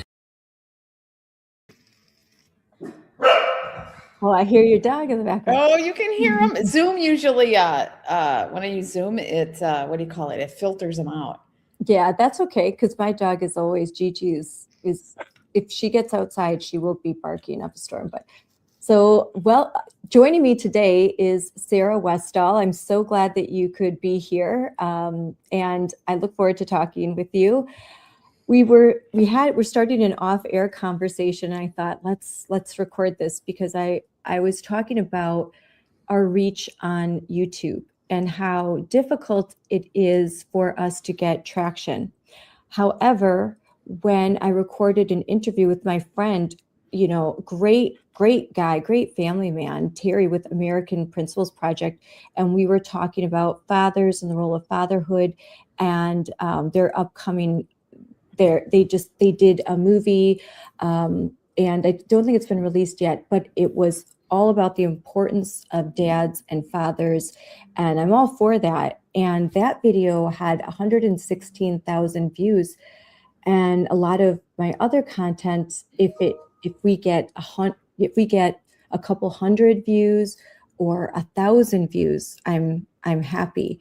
And mostly I'm interviewing women because we're Moms for Liberty. It's a female focused organization. And you had some thoughts on that I thought were interesting. Well, it's all theoretical at this point for me because I've been experiencing it for a while too. And I think I've come to the conclusion, and I think this makes sense. There's so few of us in this area that are kind of pioneering this as women.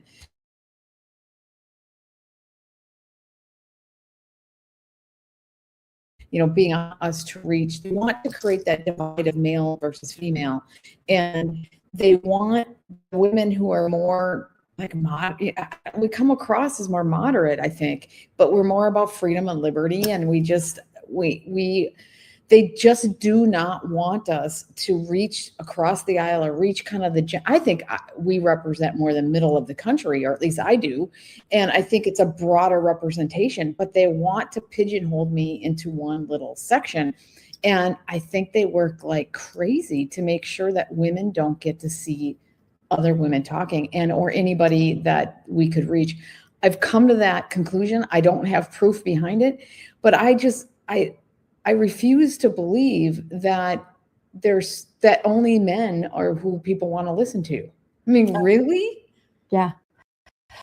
And how many years have you done this? You've been doing this a long time. I've been doing it since 2013. So it's been 2012 or something like that. So it's been a while. Yeah.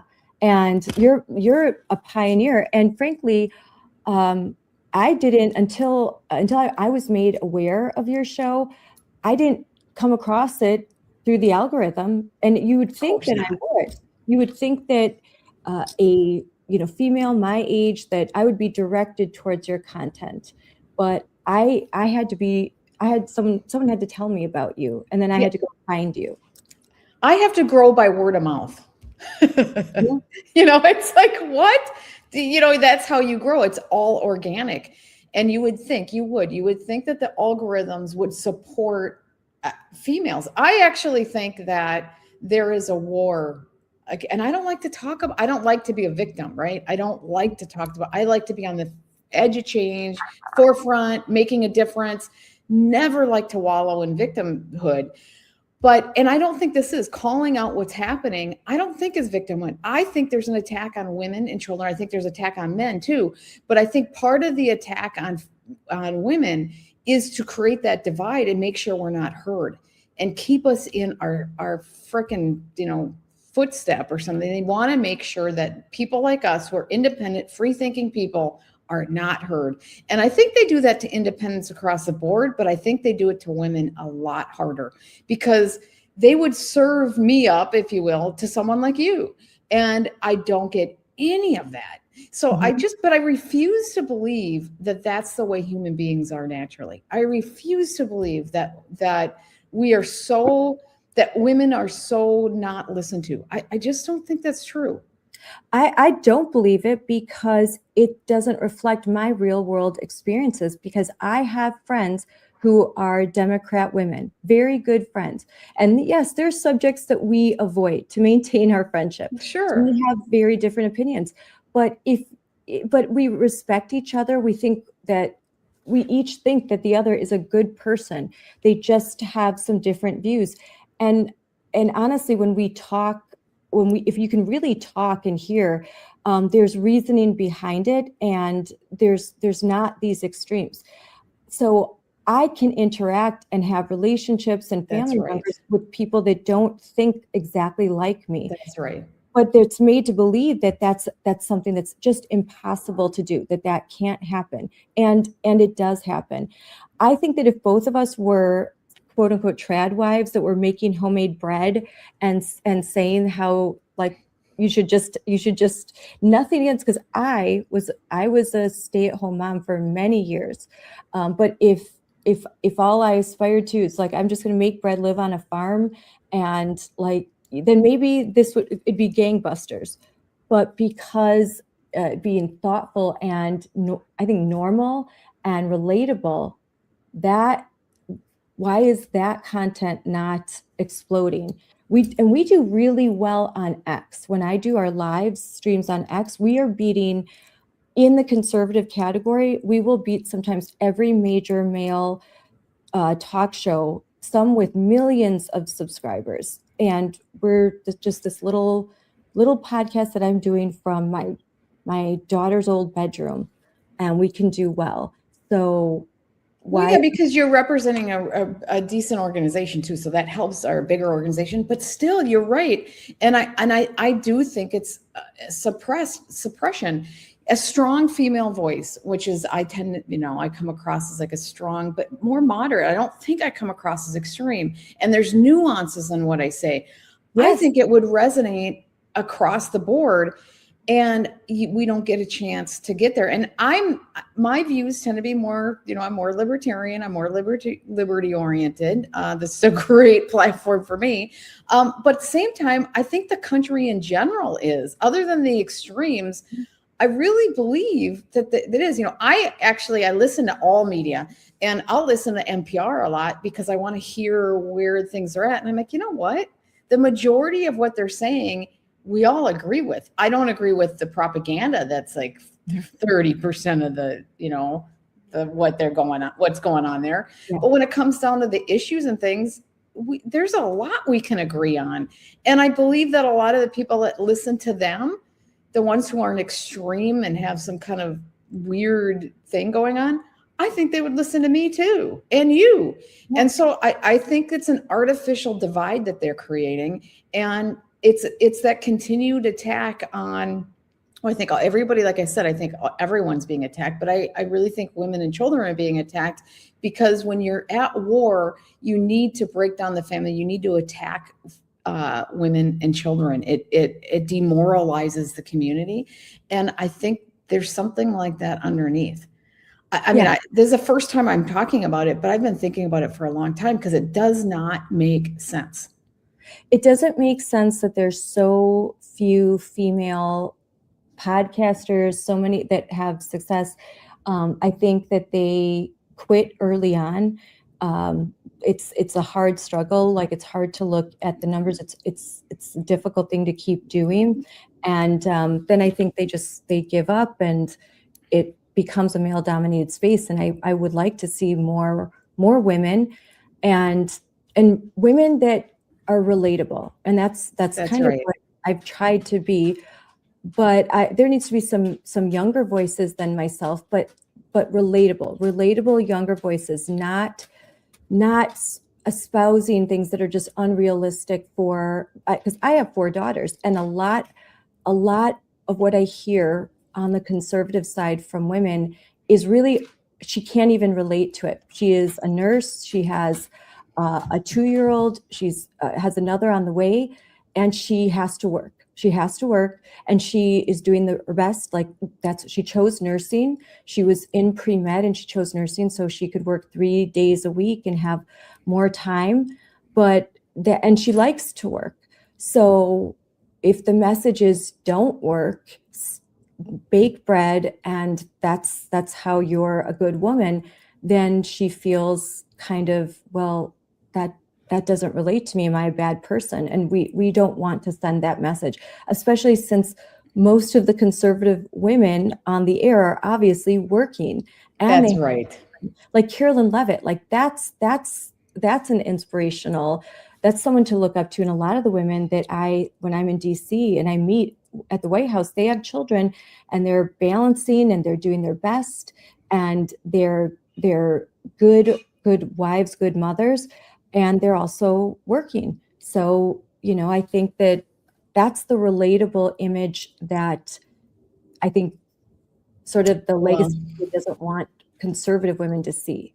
Yep, they don't want conservative women to see strong women. And there's nothing in the message of liberty that says you can't, liberty applies to both males and females equally, right? And liberty means that you have the right to make a living. You have the right to make your own decisions. You have the right to be free. And being free is something that for some reason, it only applies to men, in people's minds. Being free means we are free to work. We are free to raise kids. We are free to be the type of person we want to be. And they want to put us in a box and say we're only able to be a certain way. That's not what liberty and freedom is. And for some reason, they'll fight, this movement will fight for freedom, but not for women. And I don't know where that cognitive dissonance is, but I refuse to embrace that. I refuse to embrace that it's a contradiction, right? And I fought against COVID because we weren't free. They were restricting us. It's all the same thing. If I believe in liberty, then I believe in this, right? And so that message, they don't want women to hear that. And I don't think that, I think conservative values doesn't mean that you don't absolutely care about your children, number one, but it doesn't mean that you are no longer important, right? Yeah. And I think there's a mix in that. And I grew up very much in a Christian environment. I was never taught that women, I had all three sisters, it was two sisters, there was three of us. I never believed for a moment that we weren't as capable as our brothers, and the problem is that the difference is that I also don't want to put them down either. I want to raise them up as much as possible. I think raising us up is also raising them up, right? Let's raise everybody up. Let's have a different environment here where their suppression is not one-sided. It's nobody gets suppressed.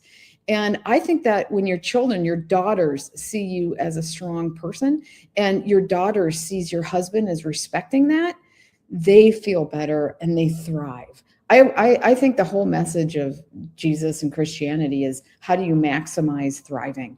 Yeah. And I think that's what love is. You maximize everybody thriving. Yeah. And I was a stay-at-home mom, and I know sometimes you felt like you were made to feel like you're not good enough if you're not working. And then I know as a working mom, being told like, well, you should be home with your kids. So it's just, so we need to just wipe that out and just have respect for that's right.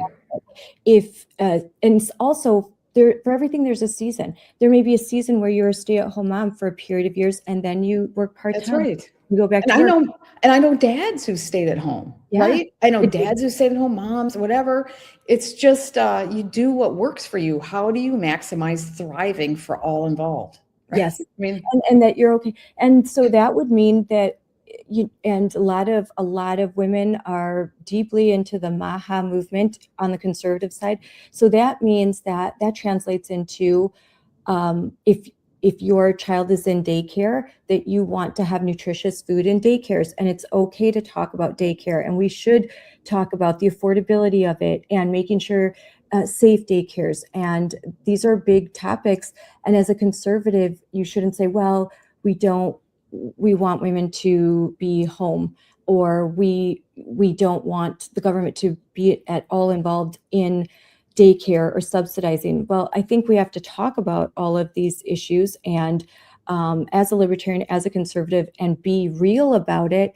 and what are the policies that we can have so that these things are more affordable with less government involvement. So these are complicated topics, and I'm having them more with younger girls in their 20s and their early 30s, especially if they're conservative, and their whole life they've believed that the government should not be involved in subsidizing, but then they have 2 kids and they see the price of daycare and they wonder, how can I do this? How does our family survive? They see the cost of housing, the cost of food, and they start to think, well, maybe the government should be involved in this.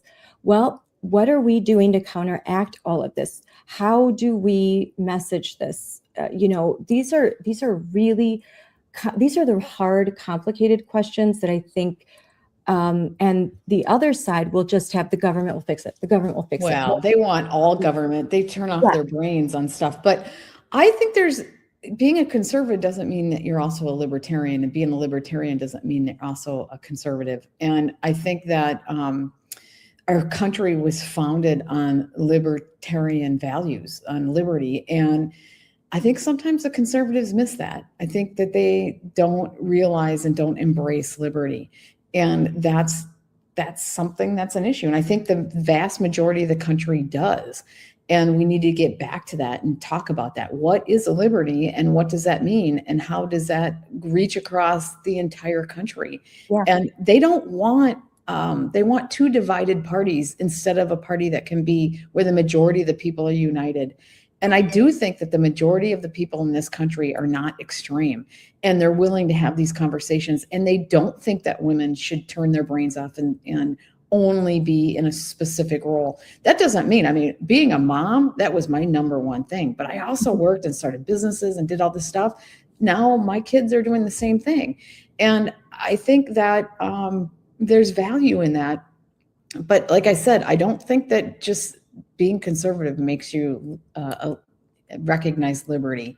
And I think there's a flaw there.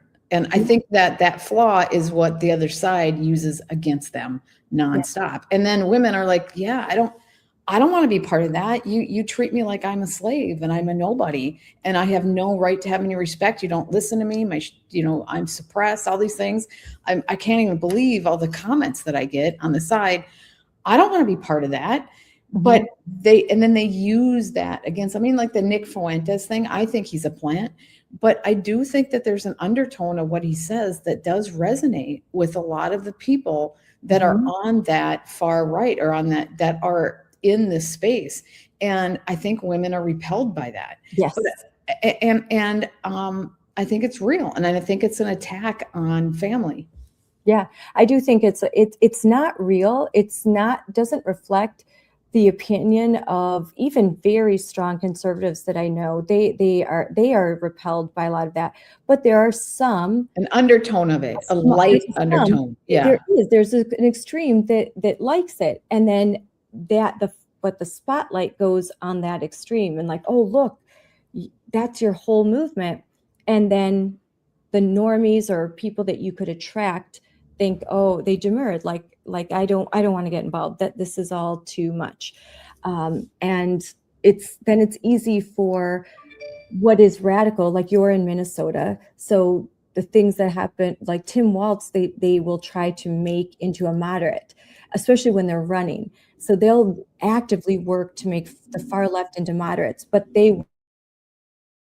if you're center right, they are going to paint you as the most extreme. And that's always a challenge. It's not easy. It's not fair.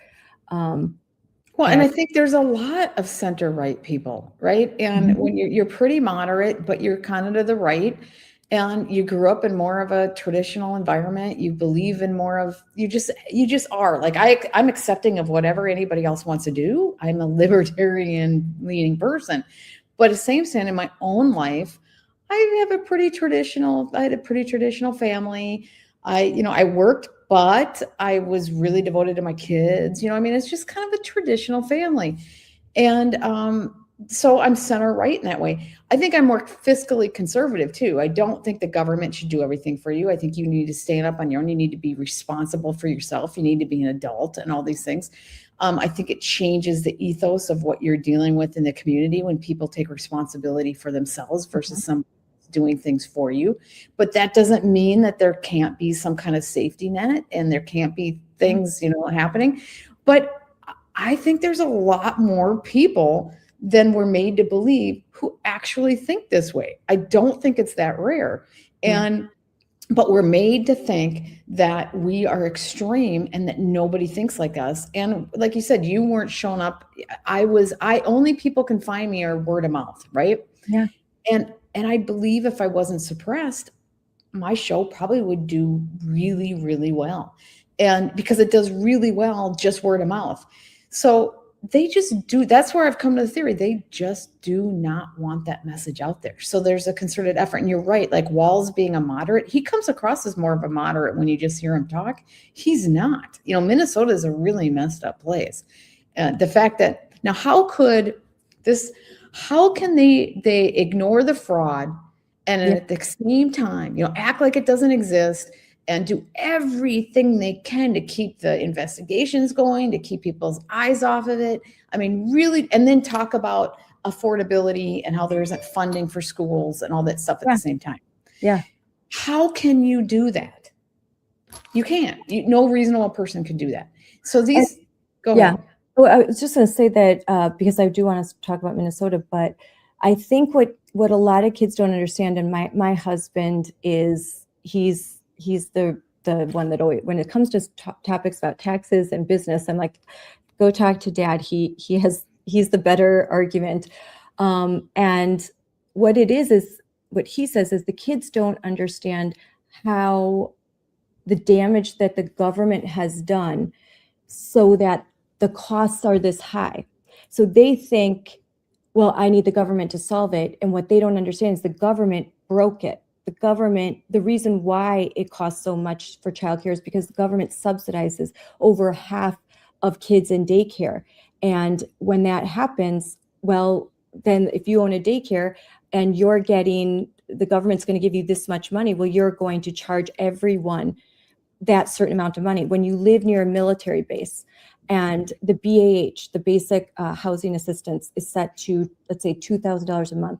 Guess what happens to every 1-bedroom apartment in the vicinity of that military base?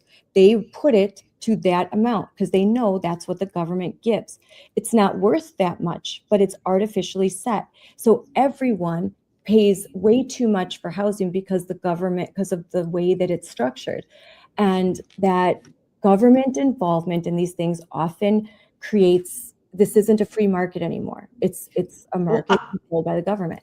Yeah, and I would extend it further. I think that goes both ways, and set price can actually lower the value too. I mean, you have to match. True. Yeah, from a marketing standpoint, you have to match what the prevailing going rate is. But I would say that the real messed up thing is the fiat currency and the increase of interest and the devaluation of the dollar is what is really, really hurting people. And that's a hidden thing that most people don't understand.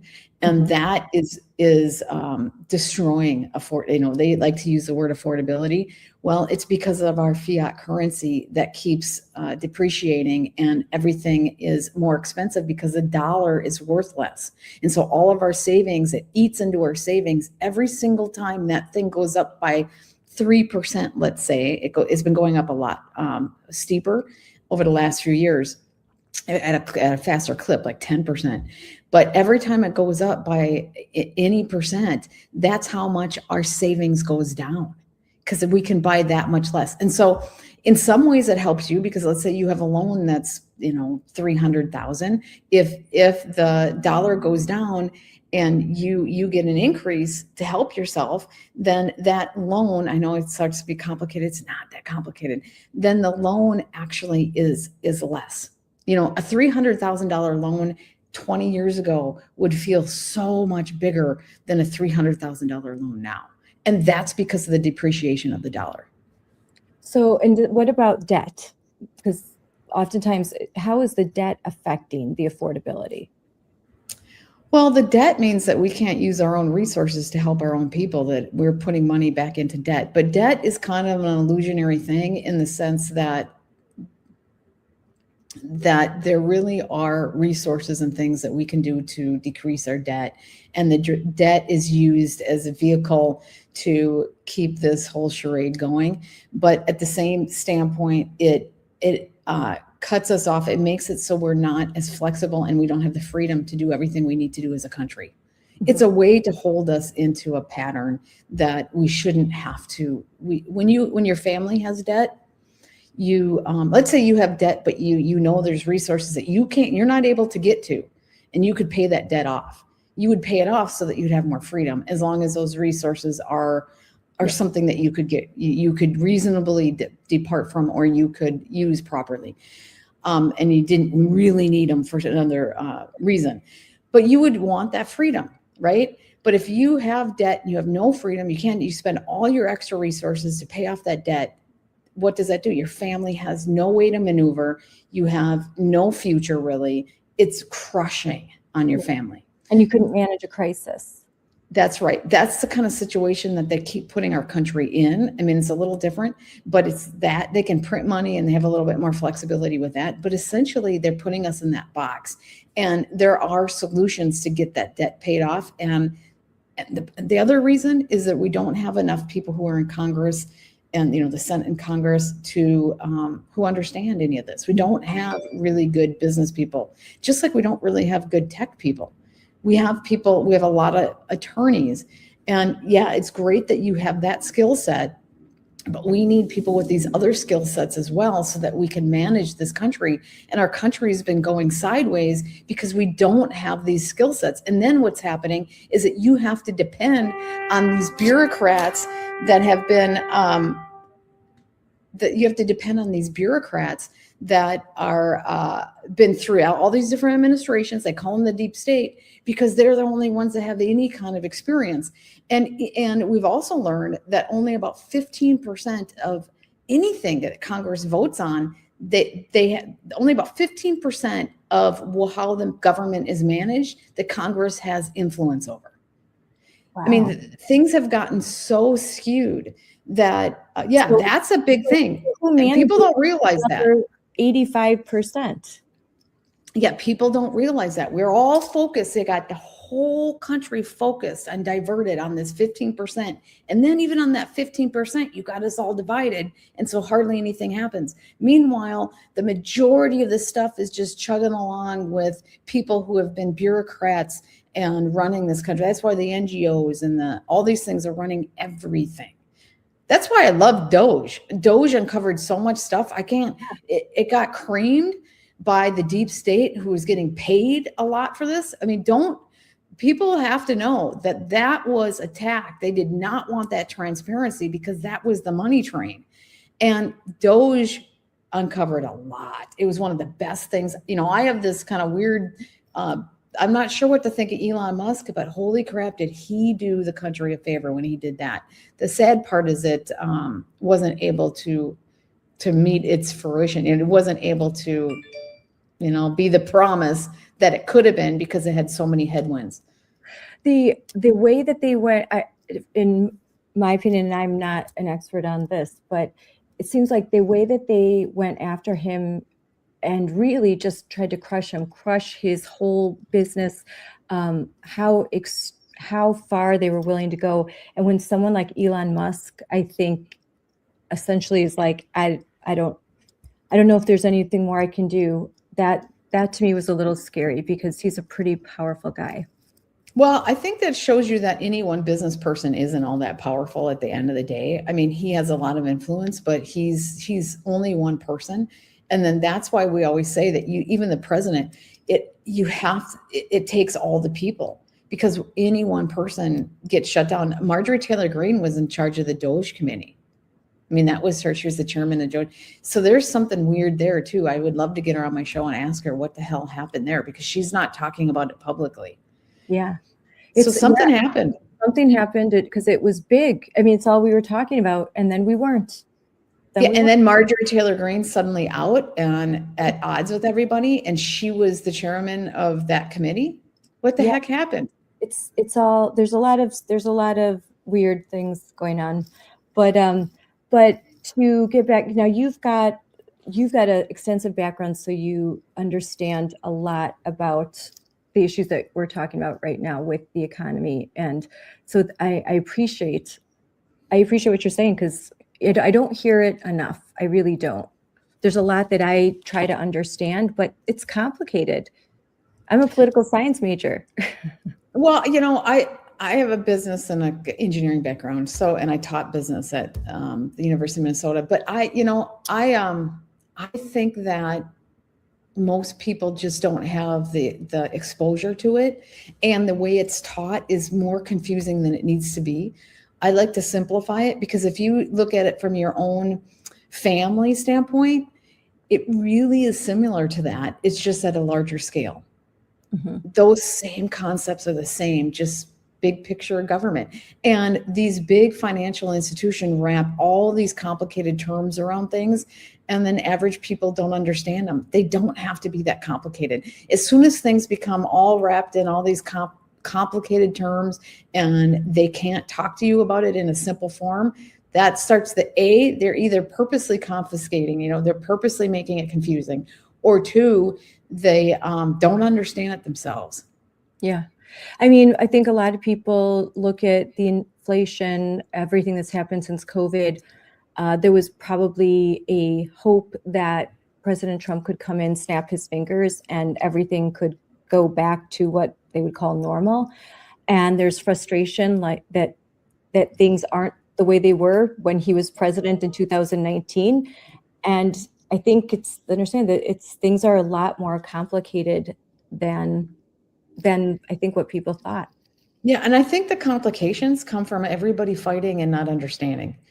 I think the complications are people more than the actual. I mean, the issues are complicated too, to a certain degree, just because there's so many variables, not because any one thing isn't capable we're not capable of understanding. It's just there's so many inputs and variables. That's what makes it complicated. But the people part is the hardest. So if I'll ask a big questions probably, but to explain in the simplest way possible, what happened between 2020 and 2024 during the Biden years? What were the things that happened that were the most crippling to our economy that have contributed to where we are now?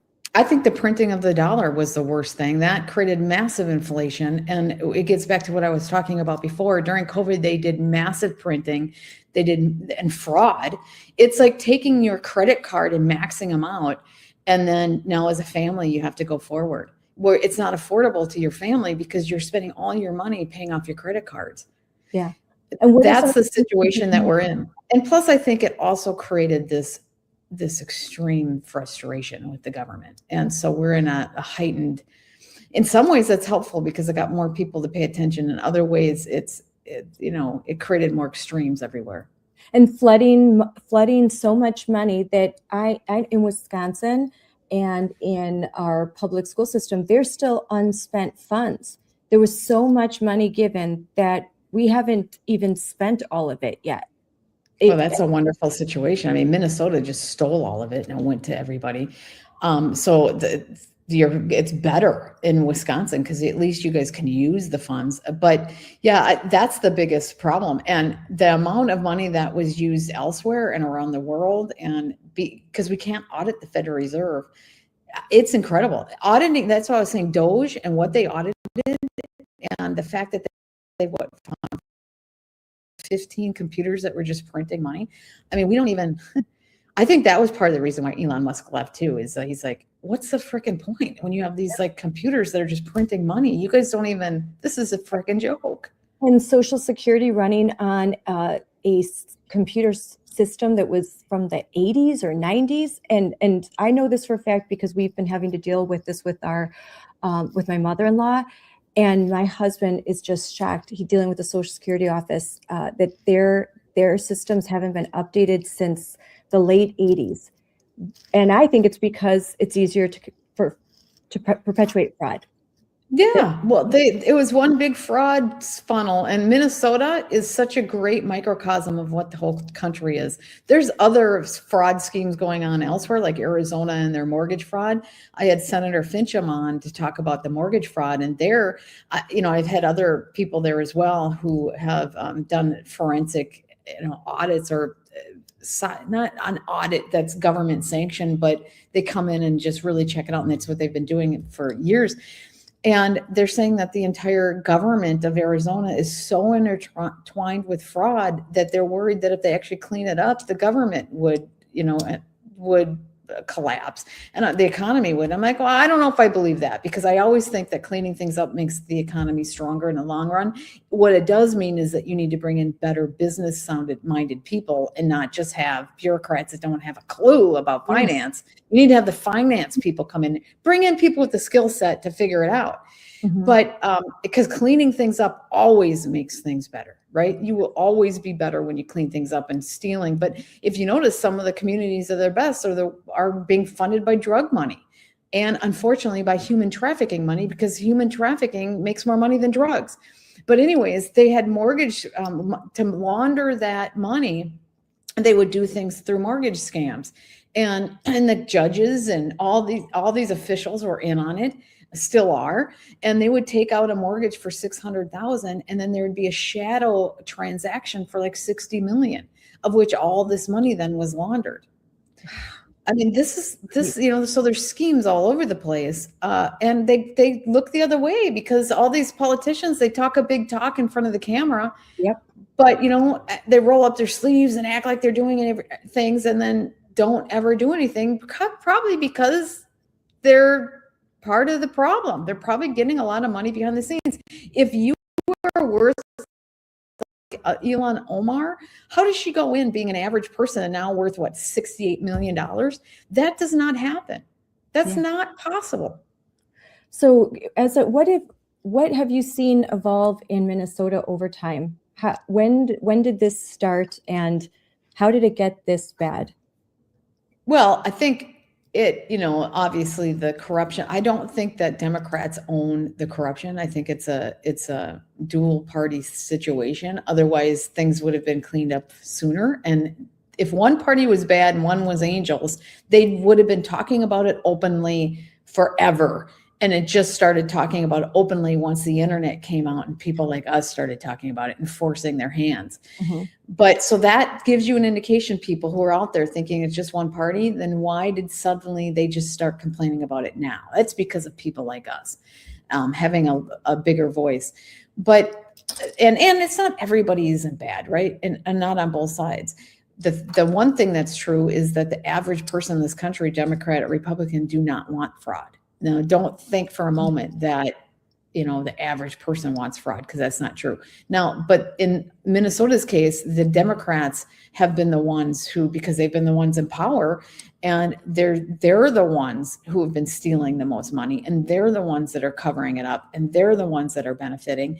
And the Republican, the most of them, not all, because I'm sure some of them are getting some kickbacks, are the ones that have been fighting to make a difference. But Minnesota, I think, got really bad once they started getting control of all houses. And then this extreme faction came in that they don't. I think there is a Somalian deal here. Like, I don't like to really say all Somalians are bad and they're garbage and all that. That's awful. That's not how you do it. And I also don't think it's a color of skin thing, because let me explain, because it's a culture thing. Okay. Mm-hmm. They happen to be Black, but there are other people who are Black who are raised here who don't think that way. Yeah. It's a culture thing. And in Somalia, they have been the government is so corrupt. It's so out of control that the culture is such that they don't even view rules. There isn't a rule. Like, we grew up understanding the value of not stealing and being frugal and having responsibility for ourselves. They were in such a corrupt environment. In order to survive, they had to steal, they had to bribe, they had to cheat. And they learn that as a way of survival. And then they don't think it's a problem. And so that's why the Somalian culture, the ones who haven't assimilated, a lot have. If they were born here and they assimilated and learned some of this, they don't all think that way. But the ones who do, and that culture gets spread across how they interact, that's why you're seeing so much fraud in that community. And then they have outsized power in the political party, in the Democrat Party, where they are not questioned otherwise. And then they've weaponized racism. And if you question them, then you're a racist. No, we're questioning them because they're stealing and they don't respect our laws. You're right about the culture, because too, I have friends in the area that I live. There's a large community of, whether they're Russian, Ukrainian, that have legally immigrated to America to escape. Some of them go as far back as before the wall fell, so escape early communism, and some younger just to escape the whole society that exists there. And they will just, it's so corrupt. The way business is so corrupt. The way politics, it's so different. And I've had long conversations, and it's shocking to me the way you would run a small business, and that it's just absolutely mob style. It's crazy. That's right. And that's just what they know. And they don't, and if you can steal and you can funnel money out of the government, then you are actually doing good. You're actually successful. And most of those that have emigrated here are also Christians or devout Jews, but they have been raised in this religious environment where they have those morals and mores. And when they emigrated here, they welcomed this culture and they wanted to assimilate. They wanted to learn the language, and this is the life they wanted for themselves and their children, which is very different. And it's not as large scale, massive assimilation. It's one family, one person that gets to escape and maybe bring another. It didn't happen so fast. And I'm Hispanic, and I'll tell you, in the Hispanic culture, especially if you're from Mexico, I was just talking to my friends who are legal immigrants and born and raised in Mexico, and it is a normal thing to be kidnapped off the side of the road. It's a normal thing to have a family member disappeared and never see them again, and you never talk about it because of the way that things are run in Mexico. So they're very afraid of the government. They put their head down and you don't say anything. So when you bring that into America, and then you have a political party that sort of captures them, it's sometimes easy to see why, there can be kind of a monoculture. And I think Trump's success was breaking that up and, starting to have libertarian and free market ideas and liberty. That here in this country, it doesn't have to be that way. But it's, again, I still think no matter what, the Democrats and the left, I shouldn't even say party, the left, still have a monopoly over a lot of these new immigrants. Well, they don't even understand what made us great in the first place. Make America great again is getting back to these traditional values. And it's the traditional libertarian values that we're talking about. Not necessarily Christian values, although Christian is a lot of what underlies this, but not the Christian right. I think there's a difference, and I'm sorry if you're Christian right, but some of those things are not libertarian oriented. Yeah. It's about freedom and valuing and self-responsibility, and that self-responsibility and picking yourself up by the bootstraps is what created this country. And that is what we need. Like my husband's from Mexico, and my children are Mexican too, half Mexican. And some of the Mexicans are the hardest working, amazing people, right? They have a work ethic like no other. And that is incredible, right? It's unfortunate that they also have a lot of corruption there, because that work ethic, if they have that work ethic with a government that's not corrupt, they'd probably be the best in the world. I mean, that work ethic is absolutely incredible. Like, holy crap. So it's really a sad situation that they have that and they can't lift themselves up because they're holding themselves down. And one thing, and the other thing is the people being kidnapped. My brother-in-law was kidnapped once. Kind of already this story where he was kidnapped and they took his money. You know, he went to an ATM, took his money, and then they waited 12 hours and took more. And then they asked him if they were really nice kidnappers. And they said, "Is there anything you want to keep?" And he said, "Yeah, I want my watch because this means a lot to me and my grandma." They let him keep his watch. They took everything else. And then they asked him where he needed to go. And then they gave him money to a cab ride to go to where he needed. I mean, because kidnapping is like so normal. But then then their cousin fought back. And he didn't fight back. He was just respectful to him. The cousin fought back and they beat the crap out of him, stripped him naked and threw him on the side of the road. So, I mean, that's just two members in our family that's been. No, I just heard a recent story just recently where a similar situation where someone was kidnapped in their family and he was respectful. They took the car, the wallet, then they dropped him off and like he had to make a call and then they left. And I was horrified that like, this happens a lot. This, it's just something you live with.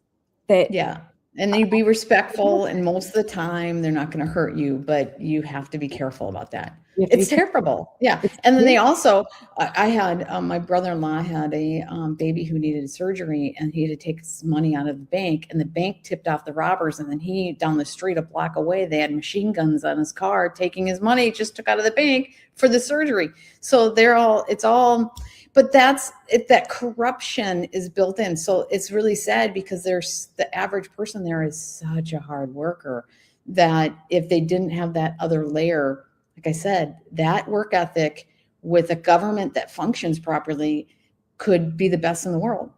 Mm-hmm. Mm-hmm. Yeah, but to understanding what I think if people are confused as to why the manipulation of these new immigrants, and I think that there are people that know how to manipulate, and they bring populations in and they manipulate them for their votes in order to. This is a way. Oh, for sure, it's all. But on the right, I wouldn't say that they need workers. They need people to do things that they'll say that Americans don't do, and that's the corruption on. So there's corruption. But there's always some truth to a lot of this, right? Mm-hmm. There's truth to what everyone says, and then they weaponize the truth to the extreme. Mm-hmm. That's the problem. And the personal passion I have is the human trafficking, and that underpinning our funding a lot of the activities. Yeah, you can't have a country with a soul with that being the underpinning of a lot of activity. You can't. That can't be anything that funds our. You can't. You can't be that rotten at its core and function. Do you think Americans understand how treacherous the human trafficking is, and that it is a bigger money maker than drugs? Do you think it's steeped in? Because I don't think enough people know. I don't think they want to accept this, that human trafficking is so prevalent in America, and it makes a lot of money for very bad people. Well, there was a congressional report that was done under Obama that I can't find anymore. It was scrubbed from the internet, but I had it, and I didn't realize back then that I needed to save everything. And this was in like 2016 timeframe. And they showed there was about 300,000 kids that were brought in from South America during a certain point of time for trafficked. And it was a Senate investigation.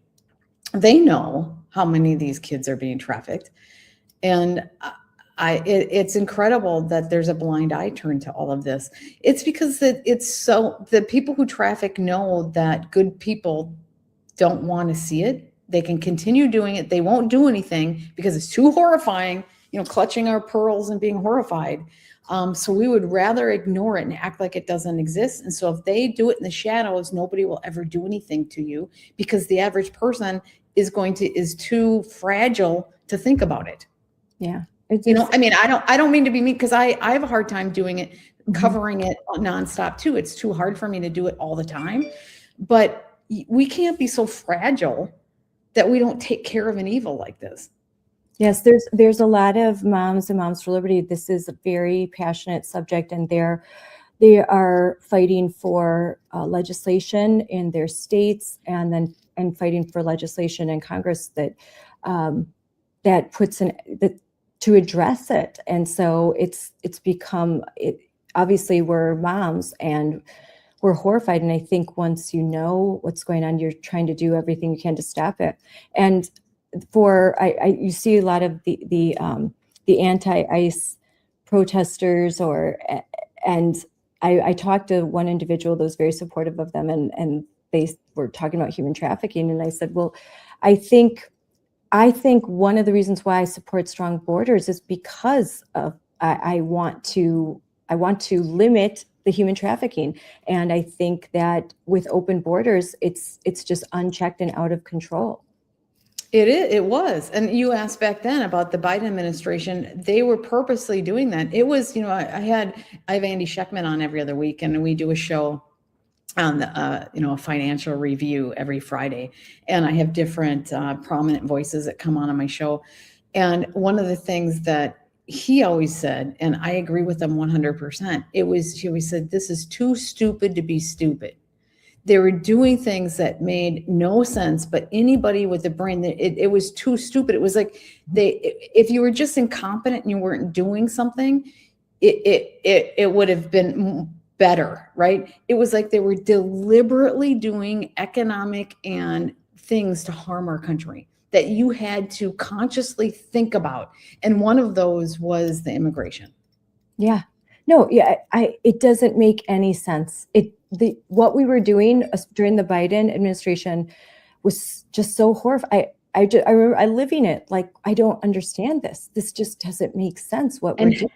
And how did the Democrats how did people that support him not see it? That's what I don't understand. And that's why they don't want people to listen to shows like mine or yours, because they might see it if they listen to us.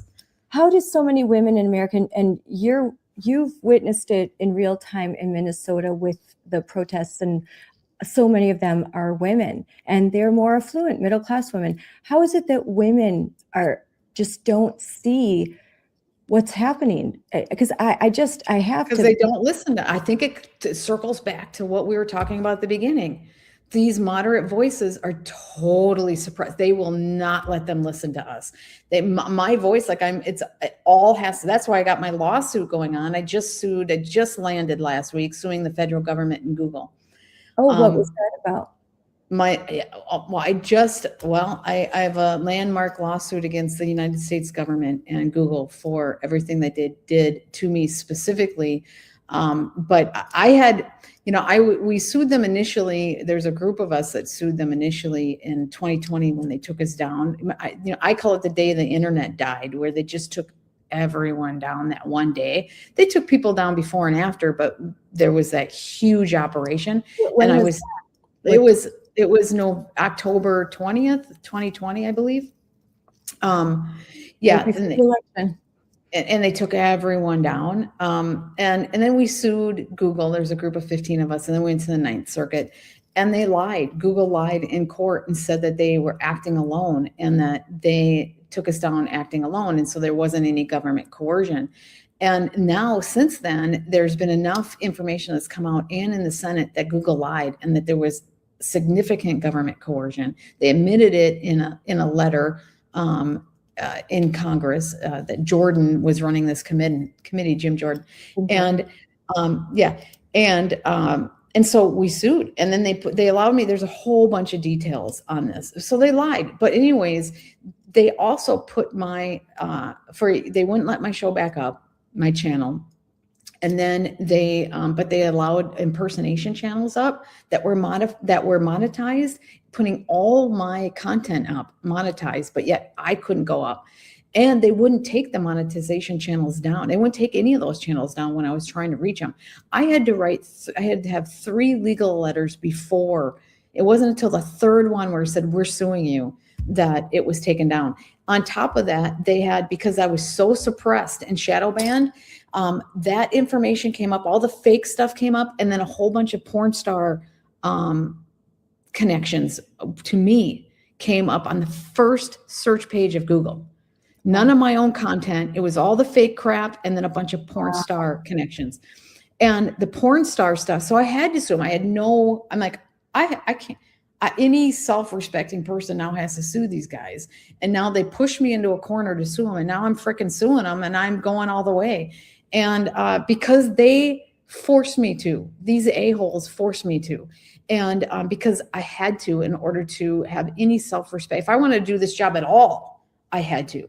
And they have this tool called Google Safe Search. Gemini helped me. I learned Google Gemini has been my friend. I asked them, how in the world could porn stuff be related to me on the front page of Google search? And they said because the Google Safe Search didn't work. They had to manually or somehow shut that thing down because all porn star references would not come up on a Sarah Westall podcast. You know, say a search, I search for Sarah Westall podcast and all this porn stuff comes up. That means Google Safe Search failed. And that means it was probably taken down somehow. It was disabled. And then because it was disabled, it created this vacuum on top of all the shadow banning, and it was weaponized against me. And the other thing is that it was Rumble videos that came up associated with me. And Rumble is in their own lawsuit because Rumble's videos, none of Rumble's videos come up in Google search, except with me and porn star stuff. Wow. So, you know, there was something manipulated inside of Google to allow that to happen. And so I didn't have a choice. I had to sue them to get all this down. And it was up. We saw it and it was up for 2 weeks after we saw it. For a whole 2 weeks it was up, but I don't know how long it was up before I even noticed it was up. Yeah. So and then there was the porn star confession stuff that related was one thing, but then there was really crude stuff. Like, I mean, I don't know if I can I repeat? I don't even know if I want to repeat it because it's so bad. Yeah. You know? but it's so bad. And it's like that. If a 12-year or an 8-year-old was looking for my podcast, you know, that's cool. They would see all this stuff. And some of the words were so crude that there was no way that Google Safe Search. So I'm suing them and I'm suing the government. And it's a landmark case because we are arguing that the Ninth Circuit is structurally incapable of handling this case because it's structurally biased and not capable of giving anybody a fair justice in that system. And we have 2 decades of evidence to prove that they are biased beyond measure and that you cannot go into that court system in Google's backyard because they will not allow you to have justice. Ninth Circuit, that's California? California is part of the thing, but it's Silicon Valley. Yeah. And it's so captured that they won't give people even a shot. They shut them down right away. They do not give us due process. And that is a failure. It's when your court systems are so broken that people don't even have a shot to getting justice. You don't even allow the discovery or allow the evidence to come forward. Then the court system, we no longer have a court system. And so we're arguing, we preemptive, because we know we filed in DC and we know they're going to try to move it back to California. And we preempted it and said, no, you are too structurally biased and people are incapable of having a fair trial in that entire system. And we have decades to prove it. And we are the first in the history of US law to do that. Well, I wish you all the luck. The Ninth Circuit is the circuit that struck down I believe is the first circuit in California that told the State Department of Education in California that they cannot secretly transition young minor children, and I'm talking middle school children, behind the backs of parents. And so when that first decision came, we were cheering, and then it went to the Ninth Circuit and they struck it and said, yep, the State Department of Education can mandate that schools hide keep secret a gender transition of kids. They were keeping separate records, separate medical records. And the Ninth Circuit, so you see, Ninth Circuit is so damaged. It's so damaged that you can't get any kind of unbiased, reasonable justice in that court system right now. And that's just another indication. without the Supreme Court, oh my gosh, because the Supreme Court struck it down. That was Mirabelli v. Bonta. The Supreme Court said, nope, the parents have the primary responsibility of raising kids and instilling their values, and you cannot have these social transitions which lead to medical transitions, and they're working with kids to emancipate them from parents. It's the stuff that's what Minnesota wants to do too. Yeah. Yes. It's incredible. What is wrong with these people? And so our basic value, our judgment, but they won't even it's amazing that the California, that means that not all judges are bad. It's just the whole circuit. Yes. But they've lost touch of what made us great. And so the MAGA movement had a purpose, and I hope we don't lose that sight of what that purpose is. But I got to do this plug. I'm trying to raise money for I've paid for the whole initial, getting this filed and going, but we're going to need help because it's going to be really expensive. And to get it going, it was like, okay, this is me. It's my lawsuit. I'll pay for it. And then people are like, Sarah, this is for the country and you need to have help. And you shouldn't take, you're suing the federal government and Google for crying out loud. You should be asking for some money, especially because this case is going to help a lot of other cases with how we're attacking this. It is first in U.S. history, and it's going to help all the other cases that they are doing for this, for free speech and for the First Amendment, and also displacement of the big one is also making a decision. It's not just First Amendment, it's freedom of speech, which is important, obviously. It's also making a decision on who can make money. It's economic displacement. It's saying these people can make money. You can't do this, but only legacy media, only the people we decide, only the businesses we decide, and not just media businesses. Any business in any territory on the internet, we can make a decision on who we serve up to people. Yeah, freedom of speech, but if no one can hear what you're saying because they've made it impossible, then how that to me is questionable. That these and it's like an economic thing. Isn't the way the Google do they get any sort of any coverage legally that they shouldn't have? Well, yeah, because Section 230 gives them immunity, and that's what these court systems were shutting down, saying they have the right to do everything. Shut Section 230, you have immunity. It didn't give them immunity to take over our entire country and decide who makes money, who doesn't, and sway all elections and have control over everything. Mm-hmm. That's not what this thing was about. The Section 230 was to allow a free marketplace of ideas and give them cover to be able to allow that, because they knew they were going to be attacked for allowing a free marketplace of ideas and to not be an editor. But they've taken that immunity and turned it into, they get to be an editor, decide who gets to see what, and control elections. They get to decide who makes money. They get to decide that certain media personalities get to make money and control the messaging. They get to decide and run our entire country when it comes to online stuff, which, let's face it, the majority is happening online now. And we gave them that kind of power. I don't think so. We got to pull our heads out of our behind and say this, if we want to lose our country, we keep that in place. But if we want to have any kind of resemblance of what we had and any kind of liberty and freedom, that cannot stand the way it is. And that's what this fight is about. And it's going to help if we can get to discovery, and even if we can't, this fight is going to help in a lot of ways, because our attorneys are in the forefront of this, and they are learning every time they do this, they're learning how to combat this. And we are farther than we've been in, they've been fighting this for over a decade, and they are the most knowledgeable in the industry that I have found. There's other people who've been fighting it too that are pretty knowledgeable, but these guys are on the cutting edge, and every single thing that we do is helping them learn how to combat this. And we are making progress. And so I just hope people will help me, fund the rest of this, especially if we get discovery. It's going to be, we're fighting the federal government and Google. So we're going to need some help. How can people help you? Let me give you, I don't have to give it. It is End Government Coercion. So it's End Gov Coercion is my Give, Send, Go site. GiveSendGo.com.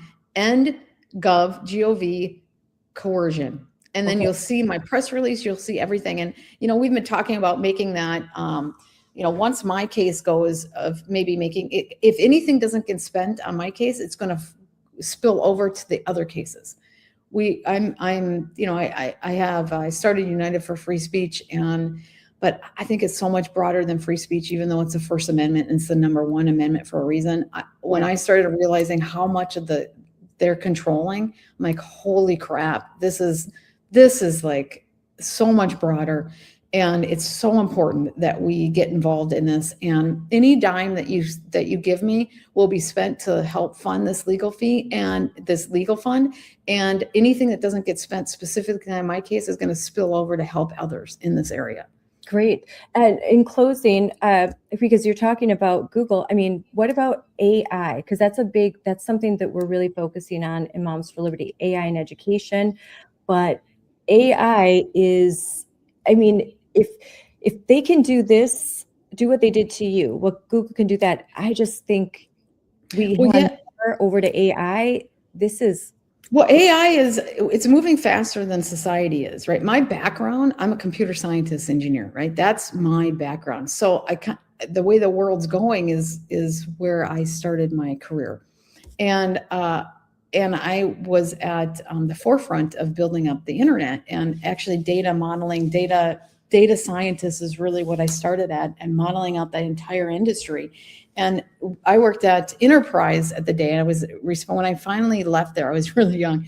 I was a director of systems design and development, which ran the entire infrastructure for the internet part of it. And we had upwards of 90% of the backbone of the internet in that organization. We were a telecom, and we were usually the baby bells had just regions, but because it was the internet, they gave us the ability to do the entire country. And we had about 90% of the infrastructure of the entire country. And my role was the system design and development supporting that organization. And before I did that, I modeled out did the data infrastructure for that. And I was responsible for that. That is what most people call AI, although I don't think that's AI. I think the true AI is much more sophisticated than that. But so much of what AI is just data reading and large data models. But when you can do so much with just that, the power that you have with just that is absolutely mind-blowing to the average person. And it really needs to be under control. And what's happening, and I cannot stress this enough, is that so much of government processes are moving into this black box of automation. And AI is, they don't even know what AI is doing, because sometimes it takes 3 months to understand the logic behind why a decision was made. And there's so many flaws. Anybody that has developed or been a software engineer knows that there's a lot of bugs in software, and that includes AI. The hallucinations are bugs. And we can't just let that go without people understanding. Where they come up with just BS, right? And it's because there's just flaws in the logic of the AI, and it's because there's coding errors. It's just software code, and people get all confused on what's really happening. Internal to these companies, I know Apple, they won't even use the term AI. They call it machine learning because they think it's BS that people call it AI, because it's just machine learning. But regardless, I'm kind of going off on a tangent here, but it is very extremely powerful on what they can do. But the thing is that what's happening is that government processes are being automated. And while they're using private industry to do a lot of their stuff, NSA and surveillance, they've been spending over $90 billion a year for decades. I'm talking at least 30 years to develop this surveillance system. It's not just Palantir. It's been decades in the process, okay? And they're using these private corporations to build this out. And AI is a big part of it, automation. And so the important thing here is that when you move government processes into this black box, when it was known and people were doing these processes, everybody argued about it. It was part of politics. Suddenly it's in this black box and people don't understand it anymore, and they stop arguing about it. No, that algorithm is what people used to do. That algorithm, you should be able to argue about that specific software algorithm. That means A, we need more transparency, and B, we need a hell of a lot more people understanding at least some basic software knowledge so that we can argue about what's in these black boxes. Because we used to argue all the time about what people did. And then as soon as it went into these black boxes, we stopped arguing about it. We cannot do that. That is the end of freedom, period. So they're having, so a lot. Does that make sense? I hope that made sense. Yeah. So a lot of what the government does is being just put into this machine learning to spit out answers or to policy. Well, it's like we're automating processes, right? Instead of people doing these processes, we're putting it into computer software and allowing the AI and these private organizations and even government organizations to just run it in the background. And we used to argue, it used to be people doing all these jobs. Now it's computer software doing these jobs, which fine, okay, but that still means that we need to understand what it is that they're doing and debate it. Just because software is doing it doesn't mean it's no longer debatable. And I think we've kind of dumbed ourselves down to a point where we just think it's this untouchable thing. And people, and part of that problem is there was only one computer scientist in the entire Congress, 2 electrical engineers, 15 medical doctors. We don't have literacy in our Congress, but yet the entire world is run by big tech. The largest companies in the world are all big tech, and they're larger than anything we've ever seen, from Apple to Google to Microsoft to Amazon to NVIDIA. These are the largest companies the world has ever seen, and the entire landscape of the world has changed. It's no longer big oil, it's big tech, and our entire Congress is illiterate, aside from a few people. So that's our issue. What about secrets? What about strategy?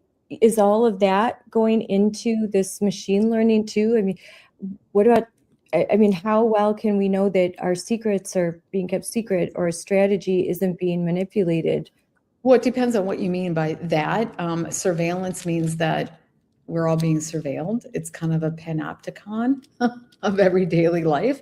Strategy, I don't know what specifically you're referring to. Our data, our data, the things that we get, the CIA, FBI, the information and the intelligence, and then it's processed. I mean, all of that, is AI involved in that, or do they keep it separate because it's still unstable? Well, AI, varying degrees. I mean, the software is AI. See, people are confusing things with it. Sophisticated software development is involved in all of it, from non-sophisticated all the way up to sophisticated.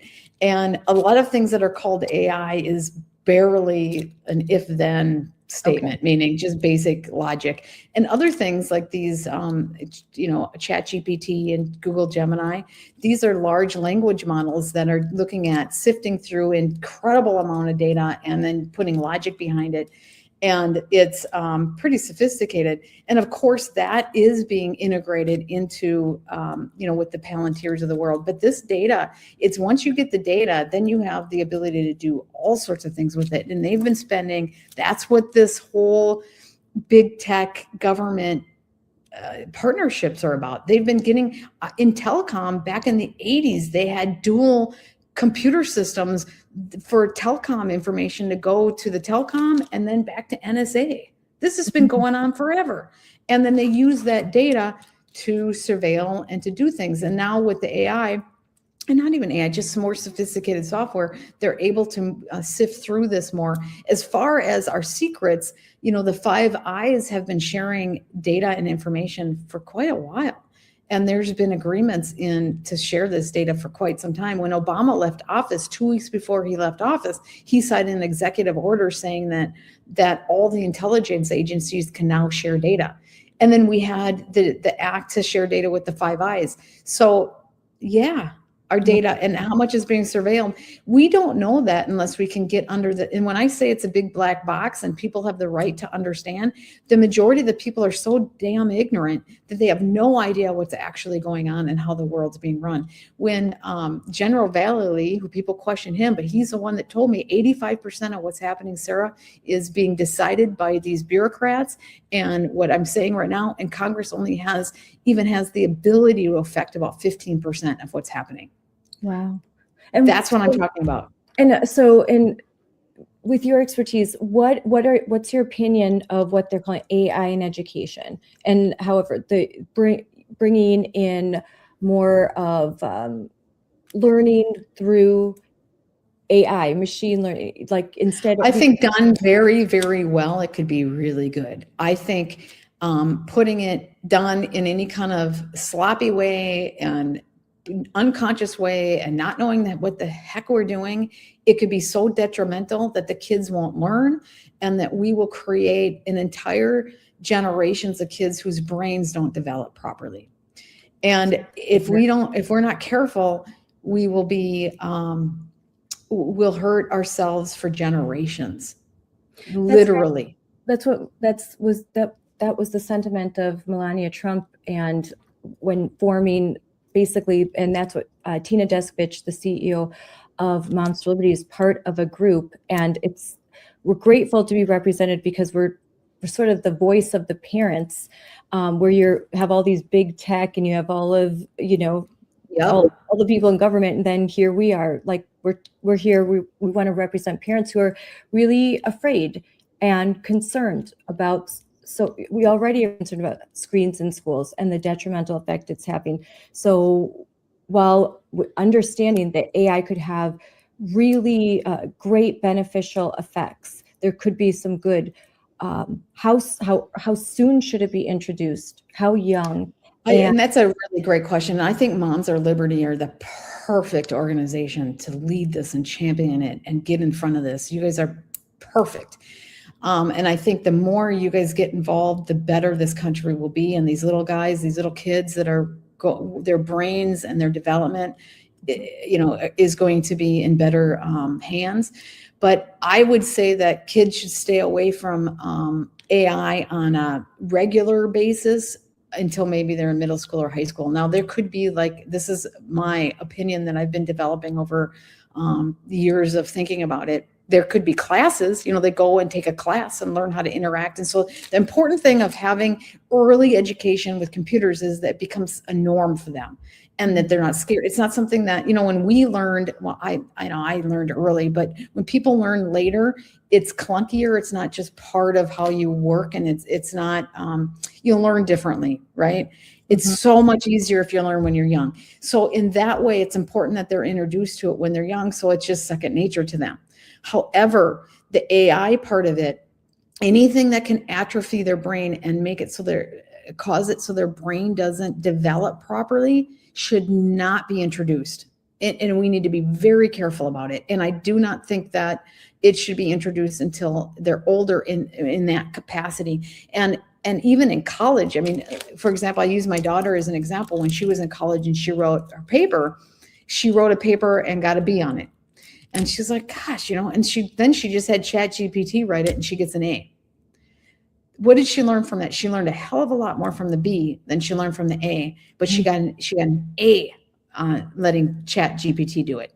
And so she learned that she had to use ChatGPT. And so what's happening is the college professors do not know how to teach with AI. They're starting to learn and get on top of it. But in general, they didn't know. And so we have a whole generation now, a whole class of like people that went through for about 6 years at least, who didn't develop the proper skills of learning how to write and learning how to do these things because they knew that if they didn't use ChatGPT, they wouldn't get the proper grades. And so we did them a disservice.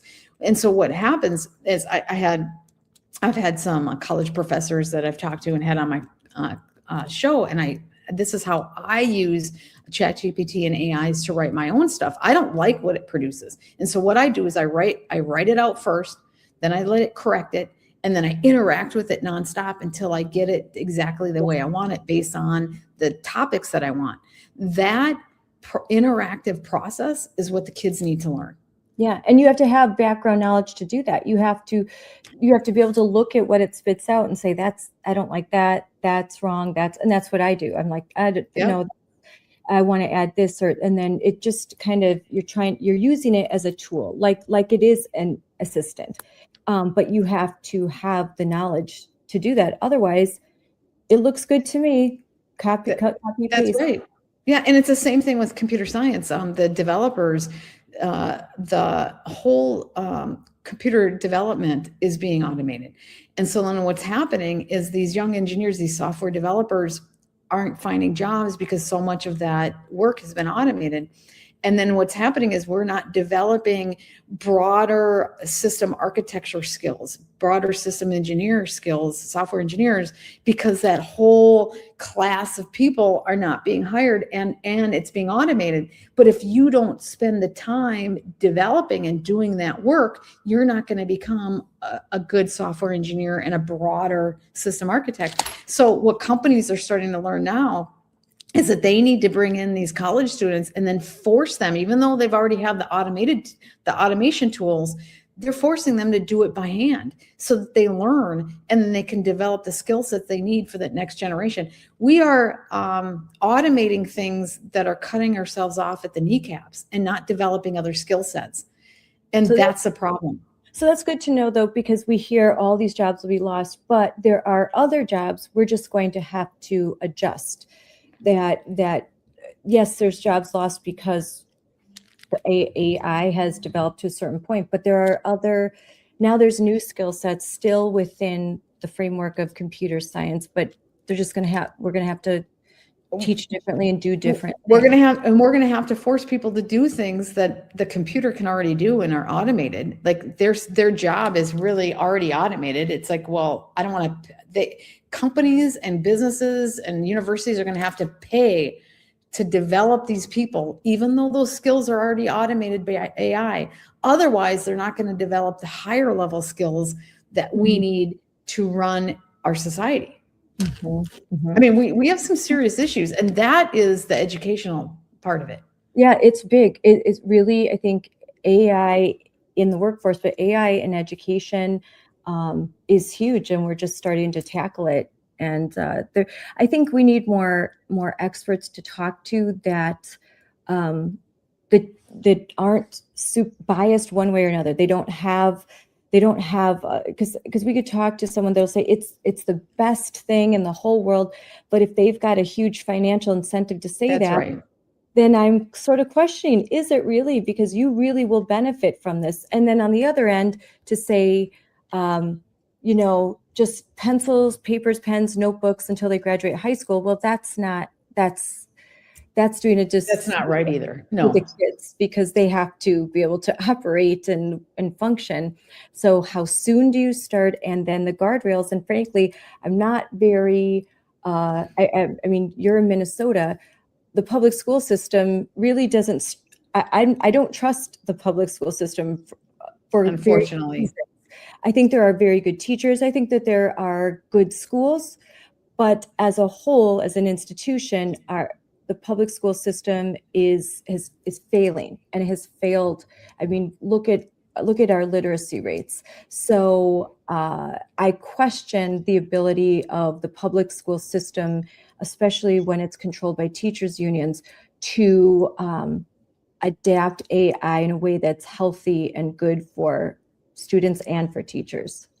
I agree with that. And there's nuance in all this. Mm-hmm. And you need that's why Moms for Liberty are so great, because your incentives are right. And you guys, for the most part, I mean, you guys probably have some bad apples in there too. Every organization has their bad apples, but in general, your position to lead that and to really because the moms care so much about this.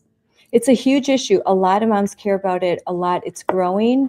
And so we're trying to get ahead of it. And we've developed for what we know right now, we have developed school board policy and legislation that can be used.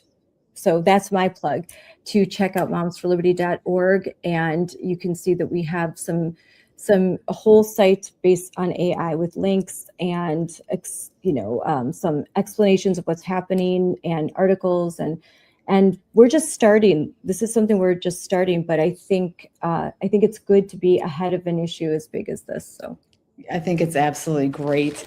Can I give my last plug before we leave? Yes, and then I know you've got a show to do, and I'm going to do another interview with another great woman, and I'm so happy to be able to platform so many. Well, you need to give me some of these women. I want to get a little bit more women on my platform. I've talked to a lot of men, and I'm like, okay, Stacy's my publicist. And I said, I reach out to women a lot, and it's easier to get the men on my show, but I need to get more women. So I'm in this mode right now of trying to get more women, but I'll send you some really great women. I'll send it to Stacy. Okay, so sarahwestall.com. Please sign up for my platforms, but also go to End Gov Coercion, Give, Send, Go, End Gov Coercion, to help me fund this lawsuit. I'd really, really appreciate it. I think the country needs it. Like I said, I've already funded everything up to, to the point of filing, and it's going to be expensive. And so we could use whatever help you possibly can give us. Nothing is going to me. It's all going to fund the efforts. And we are going to learn from this. And anything that doesn't get spent on mine rolls over to New Richmond schools left. So every dollar is going to be used to solve this problem for this great fight that we have to, this is one of the #1 fights that we have to preserve our freedom. Oh, yes. And the Moms for Liberty understand what it's like to be suppressed by Google and by big tech and by the government, because we suffered from 2020 when our organization started. We were put on the FBI watch list. So that's crazy. Yeah, we were suppressed, actively suppressed. I was shadow banned on a regular basis and completely banned several times just for saying that you shouldn't have to wear a mask outside. It's just so lunacy. It's totally lunacy. Total lunacy. It's crazy. Well, you guys are doing such a great job. Thank you for everything that you do. And that all of you out there that are supportive to the Moms of Liberty, and Liberty, I just thank you, all of you, for Liberty, being out there and doing the fight. Yes. Go Liberty. Yes, let's have more of it. Thank you very much for coming on, and I really enjoyed this talk. Thank you. Bye.